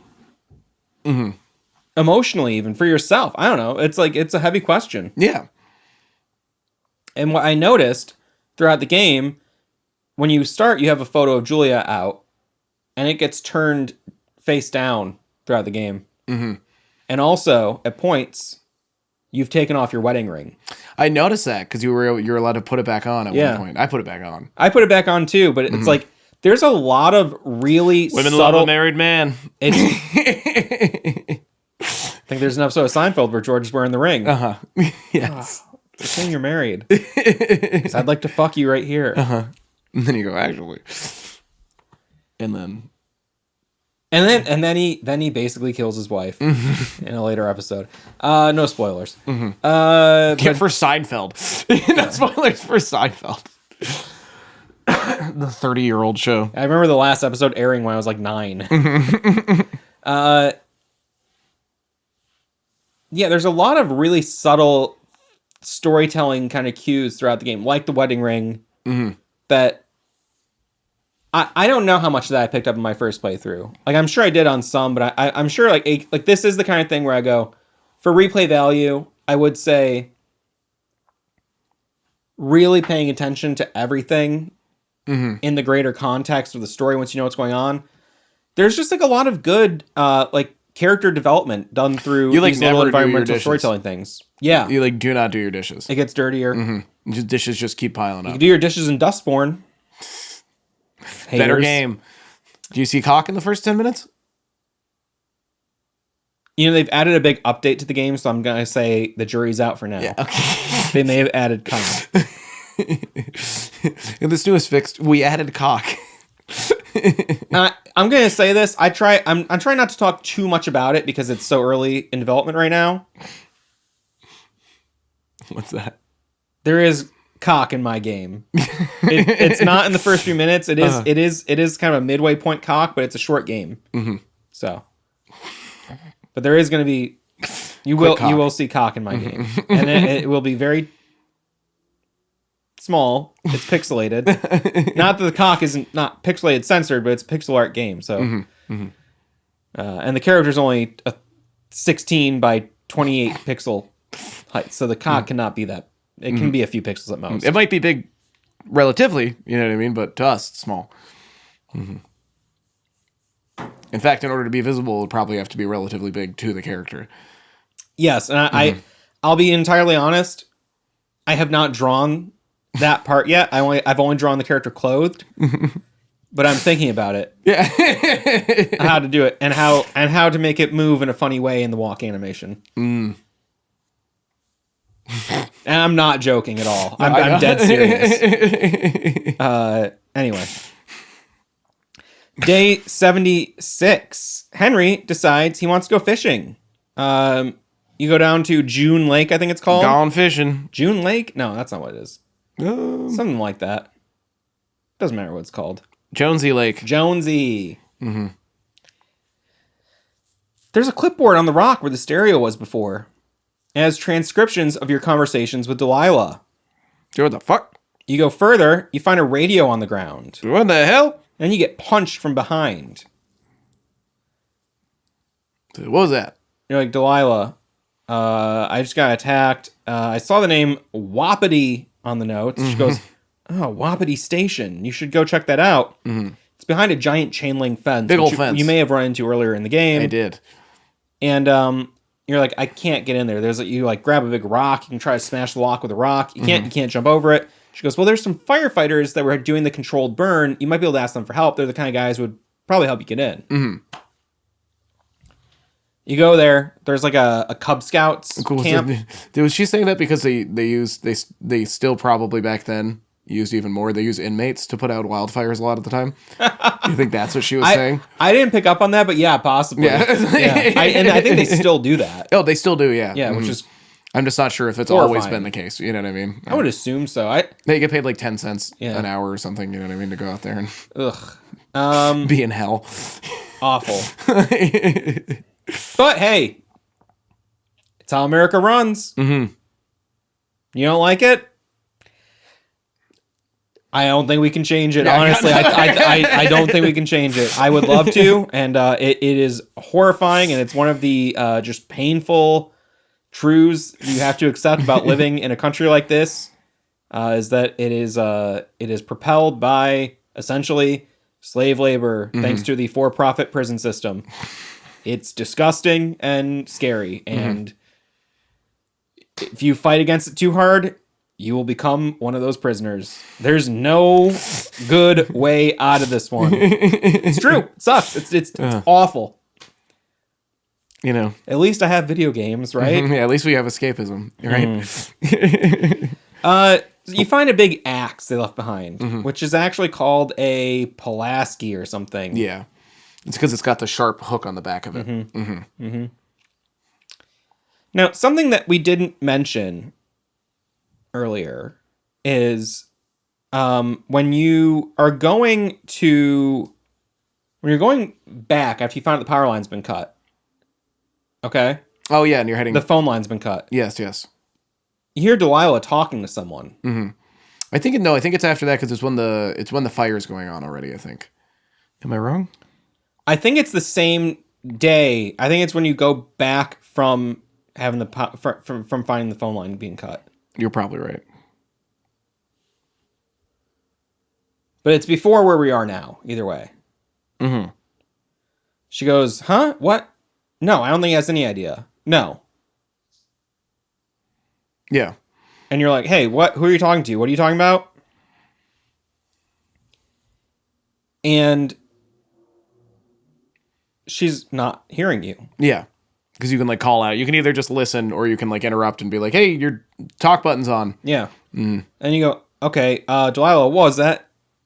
She's like, what? He's like, you were just talking to someone. She's like, what? What? No, that was work related. It was. Were you talking about me? No, just never mind. That was nothing. All right. One, she already confirmed that she can't get in touch with her supervisors. Well, that's why I think it was at a different time, because I remember it being very early on because I just restarted the day. Okay. I'm going to figure out when it was. Figure it out. I'll pause. It is. It's while you're on your way to check out the cut line. So it'd make more sense. It's one of the other lookout towers, probably, that she's talking to.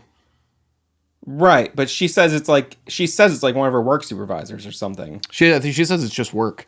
Right. I'm pretty sure. Which it would be, because she's, you know what I mean? Yeah, but it's weird. Yeah. Well, like when you look back at it in context, in that context, in reality, what it probably is they're going, did he go out there to find out what's going on the line? She'd be like, no, he doesn't know anything. You know what I mean? She'd be like, okay, well, blah, blah, blah. And I'm sure that's what they're talking about. You know what I mean? It's being like, no, he doesn't know what's going on. I promise. I guess, should we, no, we'll wait to confront it. Okay. But it's the thing that I should have mentioned earlier. Is that you have this weird conversation. I forgot when it happened. Yeah. You have this weird conversation with her where she's talking to someone about someone being unaware and that it's not a problem and don't worry about it. Yeah. So you go back to Wapiti Station, which is an insane name. Yeah. Uh-huh. And it's spelled like Waipiti. Yeah. Wapiti. Yeah. Wapiti. And now you might be thinking of White Petey, the Hidden Machine mascot. But no, it's Wapiti. Wapiti. We haven't used that mascot in years, but he still holds still hold near and dear in our hearts. Now, you break open the fence, and there's a little like guest book sign in, like you find on trails. Little clipboard. Everyone's supposed to sign in. There's something that says like, scientist, doctor, who and so will be back in August. Yes. And the site will be unoccupied, basically. Well, it's mid-July.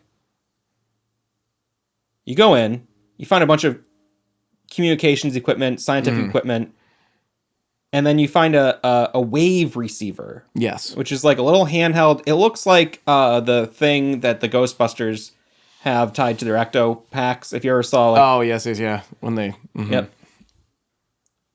It's a compass, it beeps, it tracks little things that are attached to it, and it starts beeping, and you find, under a mess of papers, a binder that has reports on you and Delilah. Now, there's a seismograph, there's charts about physical activities in the area. Yep. What I immediately thought was, oh, this is some kind of monitoring station for seismic activity, and... it's nature related, and it's run by the federal government, and it would be insane for Delilah, who is the head of Lookout, to not know that there is this research station here. Yeah. She acts like she's never heard of this before. It's scaring her. That is a weird detail that I kept thinking was strange. She was almost acting so much like she didn't know, as though it was like she did know and was trying to like skirt. She did know. Yeah. I think that she is part of the hoax. Like part of the cover-up? Well, I guess we'll get there. All right. It keeps getting darker and darker in this room. Yeah, the sun's going down slowly. Guess we'll see where this goes. Darker. So you're talking to her. She's like, I'm so fucking pissed. We should burn this whole fucking place down. They've been watching us. And you're like, yeah, that's not a great idea. Yeah, I'm not going to burn this place down. We could start another fire, and there's already a huge fire happening. Yeah. Right? So you go to leave. You turn around. The place you were just at, the station, is on fire. There's a giant... You're like, we've been being monitored. Someone just heard us say, let's burn it down, and then someone burned it down. We're probably being framed. This is crazy. What the fuck do we do? Yeah. And then... I think she also reveals to you here, when you find out that the girls went missing, there's an option where she's like, I'm going to have to talk to the police. What do you want me to tell them? And I selected, like, just tell them everything. Be honest with them. Like, don't hold anything back. Like, just tell them the interactions we had. And she reveals in this part, she's like, I lied to the cops. She's like, I didn't tell them that you interacted with them at all. We didn't know anything. You know what I mean? You guys didn't. And you're like, what the hell, Delilah? I told you to tell them. Like, She's like, shit. Yeah. I should have. Then later, you're talking and you hear someone cough on the line, and you confirm that someone has tapped your walkie-talkies. How could they do that? And that's definitely not just being in the range of you and putting it on the same channel. And anyone who has ever used walkie-talkies before would know that you can't tap the line. Walkie-talkies are... It's literally, you tune to a channel. Anyone that's in the same range, on that frequency range, will hear what's going on. You don't need to... Like, you can't tap a line like that. Yeah. You literally just tune it to the same channel, and then there you go. Yeah. He doesn't know that. He doesn't seem to get that at all. Yeah. That's just, like, it's very simple. And easy, yeah. Because, a little later...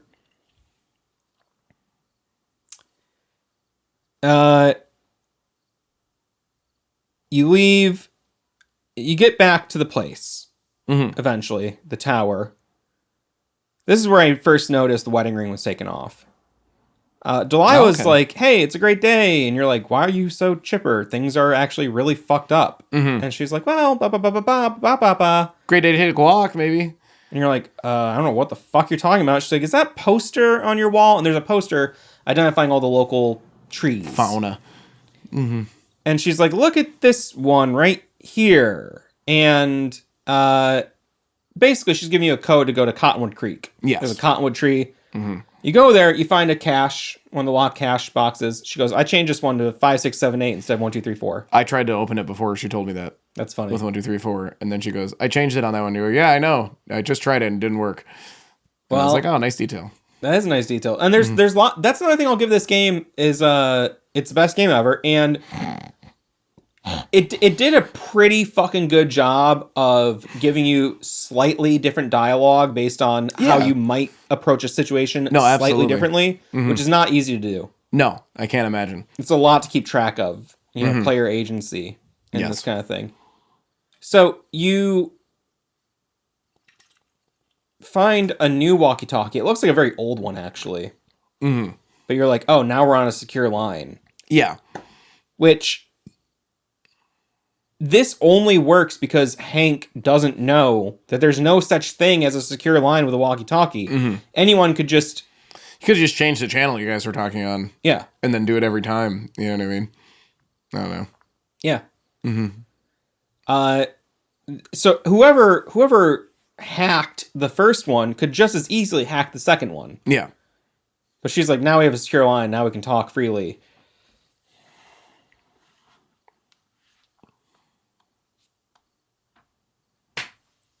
You're walking around. The wave receiver goes off. You find a backpack. Yes. Secured to a tree. You grab it. There's a big alarm underneath it.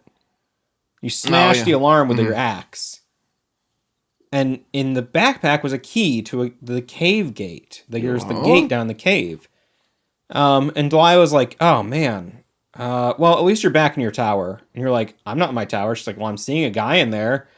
You're like, fuck. And so you gotta run back to the tower. I went the direct opposite direction. And I was like, I got turned around. Is he still in there? She's like, no, he left. I'm like, fuck. Okay. I got back pretty quickly. I looked at my map right away to be like, okay, I just have to go this way. It was a pretty straight shot. You know what I mean? I just had to make sure I was facing the right. I just had to make sure I was facing west or whatever. You know what I mean? And then I just went. Yeah. You did not do that. No. And so there's a Walkman taped to your door, and you put on the headphones, you listen. There's a cassette that's been edited. It's your conversations with Delilah that have been recorded, and it's basically you guys plotting to do that fire and admitting that you did it. They cuts off right before you. She's like, I think we should burn it down. And you go, yeah, that's an idea. And then it cuts it off. You know what I mean? And so it's like. So you're being framed. Day 78. You wake up and you decide to go explore that cave. I'm doing it. Once you enter, someone slams the door behind you. Like, fuck. Gotta get out. So you gotta have to find an alternate path out, which leads you to a little secret lookout point that was Did you established. find the shoe along the way? No. If you look down, Wow. if you look down where inevitably something you're about to discover soon is, you can look down and you just see a shoe sitting like halfway down the like steep cliff in the cave. You know what I mean? And you go, oh, some poor bastard lost his shoe. That sucks. You know, basically, you're just like, oh, some If only you knew how bad it really was. You find this little lookout point that was established by Brian Goodwin. It was his little cave, or not cave, his little castle. Yeah, this little nerve like alcove. Yeah, he's got like little banners and like a castle wall. It's like all fantasy themed. He's got comic books there. He's got pillows he stole. It's a whole little lookout point. He's got his toys. And you're like, oh, okay. And you're like, oh, he left his homework here. And she's like, he left his homework there? And like Delilah's like, that's a little strange. Yeah. And this gives me a little more context in my interpretation of things. You also find a bag that has a bunch of, and I had to look this word up. Pylons? Pitons. Pitons, yes. Mm-hmm. Pitons? Mm-hmm. I would not assume this word was pronounced piton. It's Piton. Mm-hmm. I don't know. Patone. Patone. Pittons. Patoni. Patoni. Patooey. Ding. Please, my bucket's so full. And you can use these, and this took me 10 minutes to figure out. You put a piton in a crack in a rock and use it to secure a rope and rappel down. Yes. I couldn't find that. I was looking around for something to attach my piton to, and one small issue I have with this game is that sometimes the hitbox for like a thing that you can interact with is very small. And also you have to get like right up on it half the time. And then I don't know if this happened for you, but it kept happening for me where sometimes I'd be at a thing and I'd go, oh, interact with that. And suddenly my guy would like shoot back and then like come like you just like floated up and away. Like, that happened to me right at the very end of the game. Yeah, I was like, what the fuck? Yeah, it was like mostly I'd say it was past the halfway point when it started happening to me. But it was like I was trying to interact with stuff. It was the alarm, I think, was the first thing. I went to break the alarm and it like pushed me backwards. And I was like, what the fuck? I had just reload the day. I couldn't get past it. Oh, no? I just bowled through it. You know what I mean? I just kept... There was a thing where I had to clear brush to get to the next object. Yeah, it kept pushing me back. Yeah, I just couldn't. I had to restart the day and then it just worked. Oh. Anyway. I just tried again. You rappel down. Repel Welch. It's pretty good. Another Seinfeld reference there.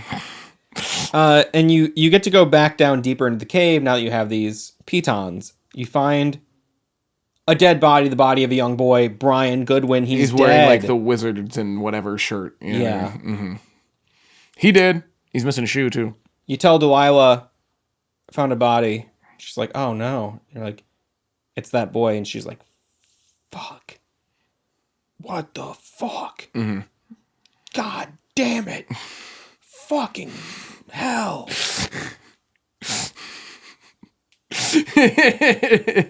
You're like, and she's like, that fucker killed his own son.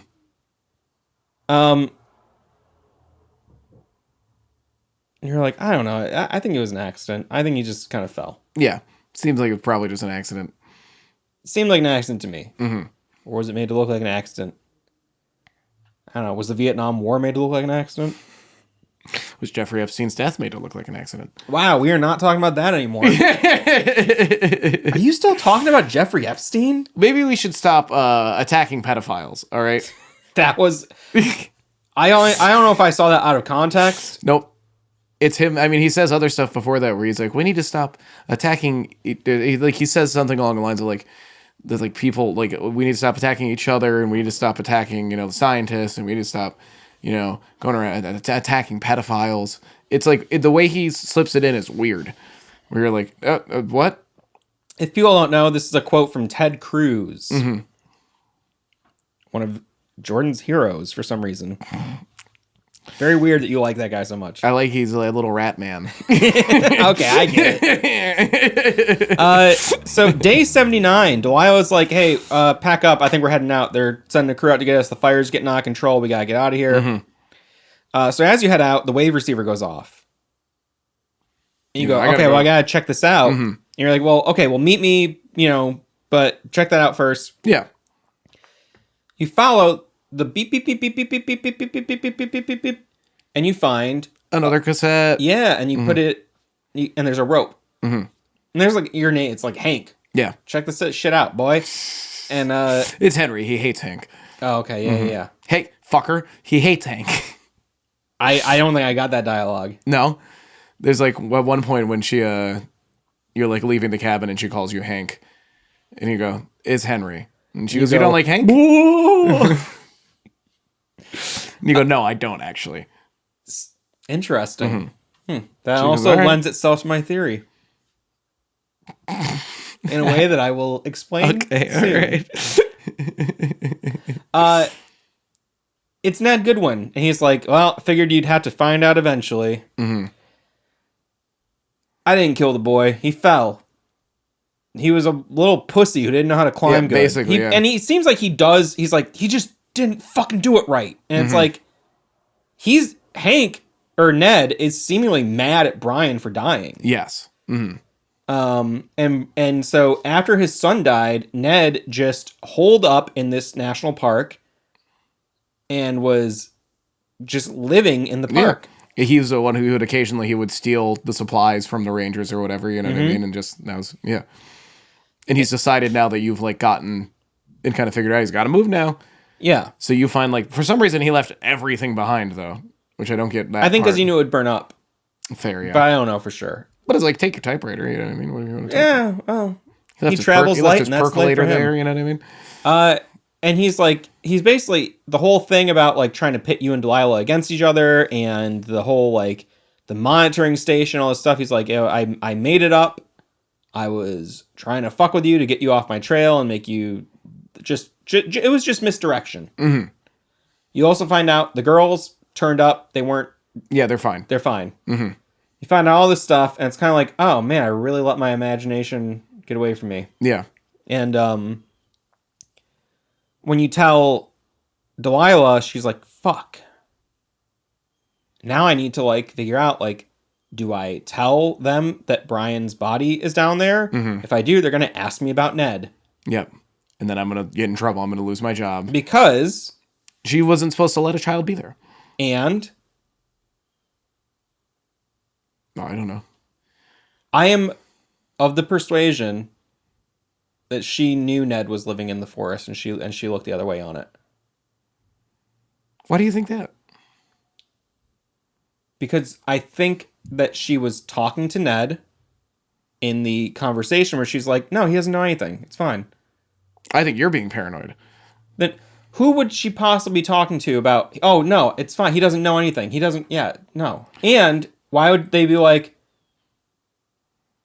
well, there's a bunch of stuff. There's a bunch of little clues to me where it's like Delilah's being dishonest. And I don't think she knew that Brian died. But I do think we're also forgetting to the fact that she had she left because she was basically leaving a husband. You know what I mean? Who she was cheating on. She said that they only say that in the reports though. But even then but when you mentioned that to her and you go, he says you're still with your husband or what? He's still with Javier. That's a lie. Well, yeah, but she also kind of goes how would they know? You know what I mean? And one of the notes is impropriety. You know what I mean? Right. But she doesn't admit it. Yeah, but she could admit that to somebody else. But she says no. She says no. I'm not with him. Yes, but and she could be talking to someone being like, no, he doesn't know I'm here. You know what I mean? It's just that she was talking to someone on the walkie-talkies. Yes. The only people she could talk to are the other lookouts. Yeah. Or Ned. Yeah. In theory. Well, and then who else is in the forest that would be on the walkie-talkie line? Just the other two Firewatch people. That's what I'm saying. The other lookouts. Yeah. So she could be talking to them. I thought she was talking to them about the status of the thing that you were investigating, which at that time was the cut line. She's like, no, it's fine. It's fine as though it's fine. I've got it under control. No, he doesn't know anything. It's okay. I've got it under control. You know what I mean? That's one way to see it. Where she's like, no, he doesn't know what's wrong yet. He's on it.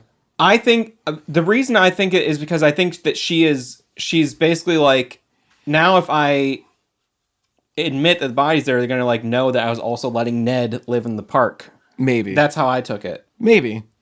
It's not conclusive. Yeah. That's a theory I have. But it just seems like that conversation really stuck with me, where it's like, I don't understand. I guess I see that could be a context, but I also think she would say, oh, he's investigating it, or he's on his way to check it out, or something.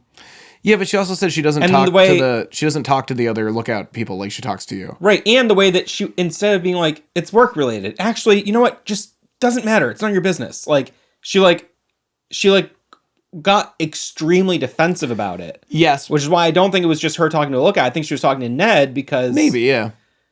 I don't know why she doesn't like defensive about. Maybe she doesn't like being accused of things, though. In general, you know what I mean? He wasn't accused, but he always saying is like, what was that? Like, well, I think he says, "Were you talking about me?" Were you talking about me? Yeah. Mm-hmm. And she says, and she does immediately go, "Stop freaking out. You know what I mean?" You go, "I'm not freaking out. I was just wondering what you were talking about." And she's like, "It's just work. It's none of your business." You know. And if she was cheating on her husband, maybe there was a lot of, you know, who was that you were talking to? Right. You know, trauma response. You know, it's hard to say. Mm-hmm.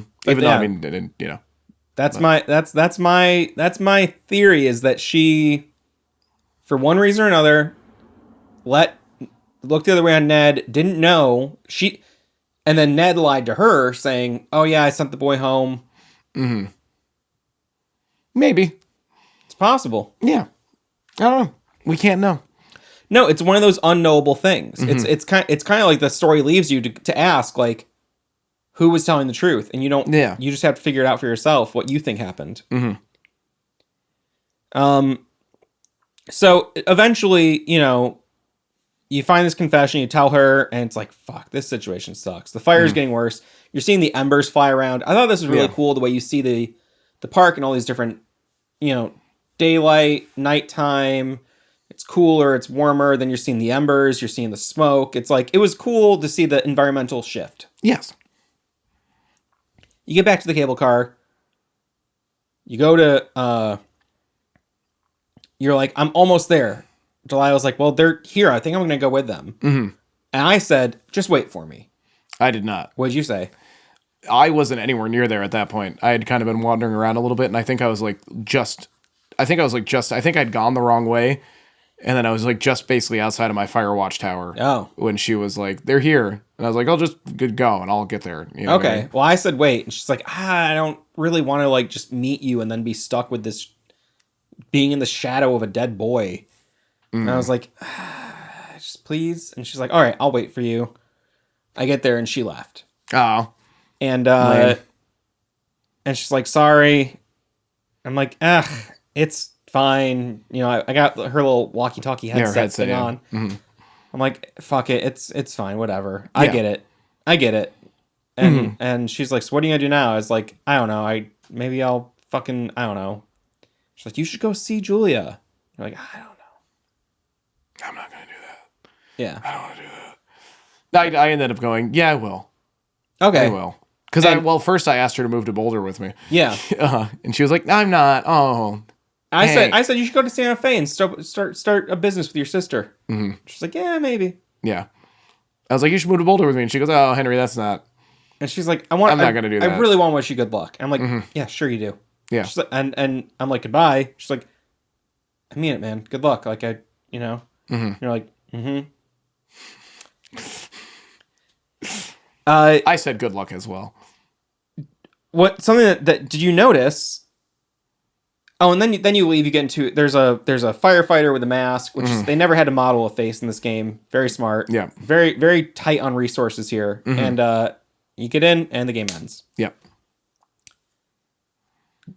At a certain point, you go to Pork Pond, and she's like, "Oh, people kept stealing the sign. Did you find the Pork Pond sign in her tower?" No, but I heard her. It's like suggested based on what she says. She's like, it would look really good in a den or somewhere, you know? Yeah. She stole the sign. Yeah. I get it. Pork Pond. Yeah. Oh, like pork, like fucking, like getting porked.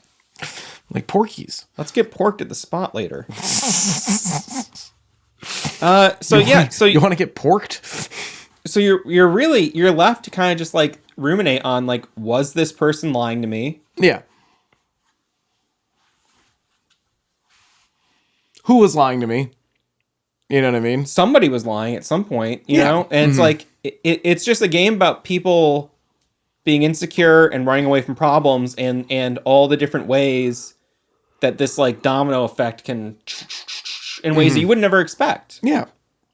Well, and it's like, it's the little lie of just being like, yeah, just let him keep the kid there. Cause it was like, I didn't want to hassle him. I didn't want to deal with it. You know what I mean? And I thought, what harm could it be? You know? And then it turns out, you know, in the same way that like a small fire can turn into a forest fire, you know, it's the same kind of theme. The idea where, you know, this tiny little thing can become a much larger thing. Pretty good And writing. a dead child, you know? Yeah. I want to share some viewer comments and questions Let's here. hear them. Cookies and Cream, friend of the channel, Oh, cookies and cream. Where over you on been? X said, "Do you think the twist holds up to the hype given? Do you think the twist holds up to the hype given the two lead writers also worked on season 1 of Telltale's The Walking Dead?" To which I say, I didn't know there was any hype around the twist. Yeah, I didn't really know there was any hype, and The twist hit me. I I go, damn, that I kind of half expected that something did happen to the kid. yeah, I wouldn't even call it a twist. You know what I mean? It's I wouldn't say it's a twist. It's just kind of like the peak. You know what I mean? That's It's either it's a twist depending on how much you let your imagination run away with itself. Because you think Yeah. you're doing one thing, and then it's like, oh, actually, it was something else. that's fair, yeah. But I mean, yeah, it doesn't really. There is no like set thing of what's going on though. You know what I mean? You like think you know, but you don't really know. and then Normally, a eventually twist it's- is like it's this. No, it's not. I'm Whereas more this like is like it's only a twist if like you the if you let reveal. yourself. Yeah. yeah, it's more just like, hey, here's what's going on. It's the reveal. I always felt the abrupt ending was the strongest pin to an unexpected ride, especially with the cave reveal. I would say, yeah, that's a strong little button on the thing. Oak Taro, a channel that I love, does a history of horror games on that channel. You should check that out. Yeah? Going all the way back to the earliest video games. Oh hell yeah! And it's really well researched. Some of the best content, criminally underviewed videos. Really, really good channel. I think they're in my streams sometimes. Going really deep into, you might recognize their little emblem here. Oh yeah. Not often, but really deep into the history of horror games and stuff that people go, did you know that like Resident Evil was a remake of Sweet Home? And it's like, yeah, I knew that. It's like, no, this goes deep into the history of horror games. Anyway, great channel. It felt like this game had incredible traction until one of the directors sacrificed that to try to get PewDiePie's channel deleted by issuing a bad faith DMCA for his playthrough and calling for devs of other Let's Plays he's done to do the same to instantly get him 3 strikes. And so... Was that after PewDiePie said the word? The N-word. Yeah. Mm-hmm. Yes. The director, so the writer on this game was one of the lead directors, was like, I'm sick of this guy, like, making money off of our games. Mm-hmm. I understand if you think, fuck that guy, fuck anyone who's going to use racial slurs on their stream. I don't like that. Yeah. Sure. Mm-hmm. Filing the DMCA takedown on a Let's Play and being like, I'm willing to like fight this all the way through, it could have made Let's Plays illegal. It could have created a really dangerous precedent. Yeah. Mm-hmm. Yeah. And all over basically. And to be like a personal. And I'm calling out everyone to like do the same thing. It's Calm the kind down, of thing Metallica. where I go, you know, I think there's a way to hold this guy accountable without hurting other people. Yeah. Because I have no sympathy for PewDiePie. Like, no, I think that wasn't he? I feel like he was like in his 30s, and he's like, I've never said a slur on the stream. And why would you? I get drunk on there. You know what I mean? I say slurs on this show all the time, but I censored them out. But no, but it's like, it's not I don't understand this concept sometimes that I've heard it from a couple people, not, you know, I don't know if you have, but like I've seen, I can't remember the country music star, but he was like, I don't like improvising between songs because I'm afraid I'm going to say the N-word. And you're like, why are you that scared? I hope it was Jelly Roll. No, I don't. I wish, because I don't like that guy at all, but I have no reason to not, you know what I mean? I just don't like him. But it's just like, it's not that hard to not say slurs. You know what I mean? Like, it is actually. It is. It's not that hard. It is because I have so much hate for other people that I want to use my words to tear them down. It's hard for me to not say like shit You know what I mean? It's hard for me to not curse. You know what I mean? And No, even then, it's not that hard. I just have to think about it. I think the difference is that you're not someone who is, when you're off mic, you're not constantly dropping slurs either. No, yeah. Whereas I think these people in their personal lives Probably are doing casually. that all the fucking time. Yeah. And it is hard for them to be like, oh yeah, I gotta like be like fake now. Yeah, fair. That's maybe I'm wrong, but that's No, I hear you. I get why that is. Like, yeah. And I mean, not as though they're like open, not as though like, I don't know PewDiePie's politics, but like, not as though to suggest. seems like he has none. Yeah, it seems like he has no politics. but not as I think to he was just like an internet guy. It's like yeah, not as to much suggest as that he's like a racist, but No, maybe I don't like think so at all. in jest with his friends, he will say those things often. I would say Yeah. that for many people, especially, isn't he from like an all-white country? Isn't he from like He's from Greenland or Iceland or something, or it's like- Sweden. You know what I mean? I don't think Or he he's understands Swiss, maybe. I think he's Swedish. firsthand, like racial dynamics in the way someone from America would. Yeah. Uh-huh. And I could see this being an internet person who's only heard these slurs on the internet, and it's internet lingo. It's not the same as It's when you edgelord grow up shit. around people Yeah. who are like, oh, like where we live, it's like there are people who are racist prison guards who have like, it's much more tangible and real. Yes. Like the hate and the generational hate and the generational racial tension. Yeah. It's more than I think it's a lot more real here than it would be in I think it's wherever Sweden. the fuck he's from. Yeah, I think it's Sweden or Go, Switzerland. we're gonna go back to fucking I'm Switzerland. PewDiePie.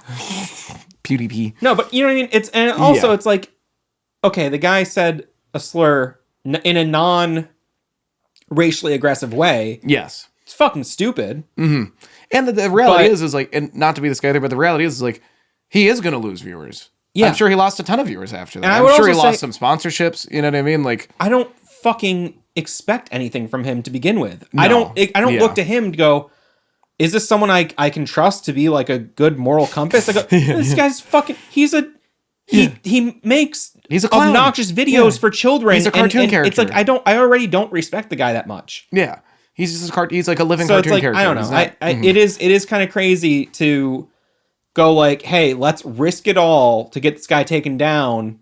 yeah. Let's risk destroying the culture around video games. that And has again, been this being was 2016, so it's like, I don't know, like that was 2017. I mean, that was pretty peak Let's Play time. You know what I Thing mean? is, so the guy in question that from Campo Santo that Yeah. he deleted his Twitter, Oh, okay.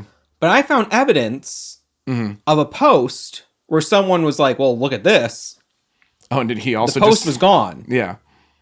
but initially he was super stoked that PewDiePie streamed Firewatch. Oh. And then a year later, when the controversy came up, he was like, fuck this guy, let's take him down.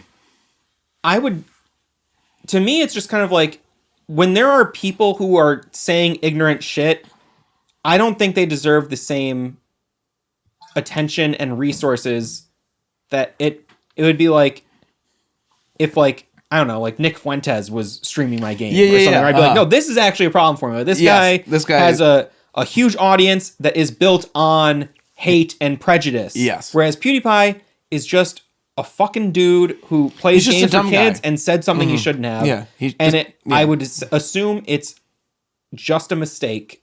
He probably didn't understand why people would freak out. I think it's just internet brain moron shit. Yeah. It's not the same as someone who is he's forming a it's hate edgelord group stuff. and Yeah. trying to have a political presence. 14-year-old on Xbox Live kind of stuff. You know what I Yes. mean? Where you're just saying it to be edgy and because it'll make your friends laugh because it's so taboo. You know what I mean? So I don't know. So yeah, very very weird to read that. I had no idea about any of this. Like not same, excusing what PewDiePie said. I think that's also, it's like, come on, you're a fucking adult. Do you not know? And also, but also if you don't know, I go, well, you're fucking dumb, but I'm not gonna risk. You're also definitely going to learn now. Yeah. You know what I mean? I'm hoping that problem would take care of itself. But saying like I'm sick of these streamers, like basically every stream is piracy. We just game. It's like, well, it's free advertising, so I'm going to allow that piracy, Yeah. which is true. But I don't know. Yeah. Rebecca said, "Brilliant game." That's all right. It was. Thank you. You're welcome. Playstar at Playstar Rocker said, "What name did you choose for the turtle, and why wasn't it Turt Reynolds?" Which is one of the names you can pick. Okay. We didn't find the turtle. I didn't find the turtle. No, I'm sorry. Lastly, Daniel over at the Gaming Journal said, "Firewatch captured me and didn't let go until the very end. I dug the setting, the conversations between the protagonist and the other Firewatch, and the gripping story as it unfolded. Bummed we never received any physical release for this outside of the original limited run games print." That is a shame. But also, it's hard for indie titles. You know, they self-publish. Yeah, I can't imagine. I can't imagine how much that increases your costs. You know what I mean? And like, also, how worth it is that at this point? You know what I mean? In this day and age. This day, I mean, 10 years ago was better, but now... Yeah, 26. But even, you know, I don't know, even 2016, it that's was when things were definitely starting to decline. Yeah. It wouldn't have been a smart investment. No. You know? Especially for such a small studio. But, Yeah. once they got bought by Valve, well, Valve's not really in the business of physical games now, are they? No. In fact, I'm part of a class action lawsuit. I think physical games are, I'm going to say, kind of a waste. I think digital games are the way to go. I think the issue is digital ownership. If I get a game digital only, I either accept this might go away, or I try to get a DRM free copy that I can keep. Yeah, and then there's the concern of like obsolescence too, and like incompatibility, where it's like that's the thing. I already have discs that have disk rot. Yeah, I have cartridges that just stopped working. Oh yeah, same. There's like I have a copy of GoldenEye that I'm pretty sure broke a Nintendo. You know what I mean? So it's like okay, yeah, but you know what I have? I have the ROM of GoldenEye that I can play anytime, and I can mod it. Yes. And I can back it up a million times over. I don't know. No, I really think that like people who hold on to the physical media thing, I think that your heart's in the right place, but I think you gotta get onto digital ownership is more important to me than physical media. Because the physical media, it's the idea of like, you're just buying the licensing from them, and they can revoke that licensing from you at any time on the digital stuff, right? Yeah. That's the stuff that's like that sucks. Yeah. So but also what also sucks is spending $80 on a game that doesn't work in 10 years. Yeah. Agreed. Well, anyway, what do you do? Any final thoughts on Firewatch? Great story. Really genuinely moving, riveting story. Yeah, it like hurt me sometimes. Like, oh, yeah, God, there are a couple things. Think about this. Yes, yes, and it's just, I don't know. I'm sure a lot of people will really love this game. You know what I mean? Just because it wasn't like 100% my thing, I don't think that it's a bad game. You know what I mean? Well, it's very big of you to admit. I will say I thought that the way the control scheme worked on the gamepad was really cool. Like using everything with like shoulder buttons and triggers, basically. I just thought that was really a neat way to handle. It just felt very fluid. Yeah, I fucking hated the climbing and the rappelling. It was so long. Felt a little useless. So long and stupid.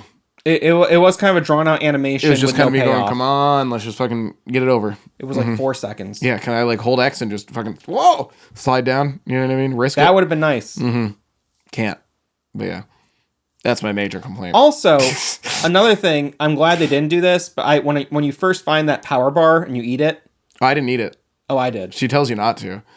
Oh, because it's for someone else? No, if you ask her about it, the granola bar that's in the case. Yeah. You go, "There's a granola bar in here too." And she goes, "Yeah, now don't eat that. That's probably like 3 years old." Well, I ate that's it. how people get sick and die out here. I go, oh, I'm so glad there's not like a fucking I love that you could just run infinitely. There's no stamina meter or like survival mechanics, because that would have really ruined the game for me. Yes, agreed. If I had to stop running to catch my breath, I would have been mad.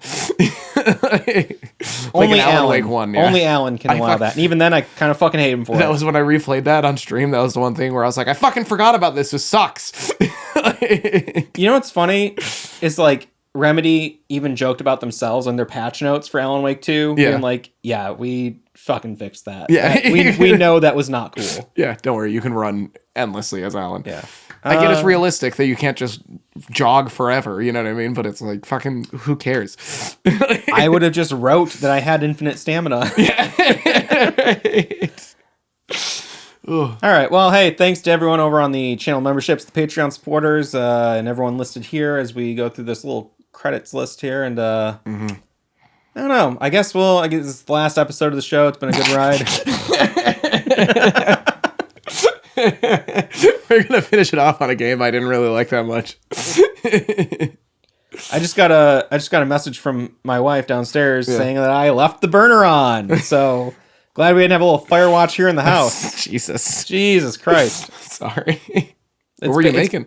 I made a little egg sandwich. A long time ago, to imagine. 6:33 p.m. I made it probably around 11 a.m. Jesus. It's an electric stove. Yeah, it's not really gonna catch, but it's just not great. Bye. Ugh.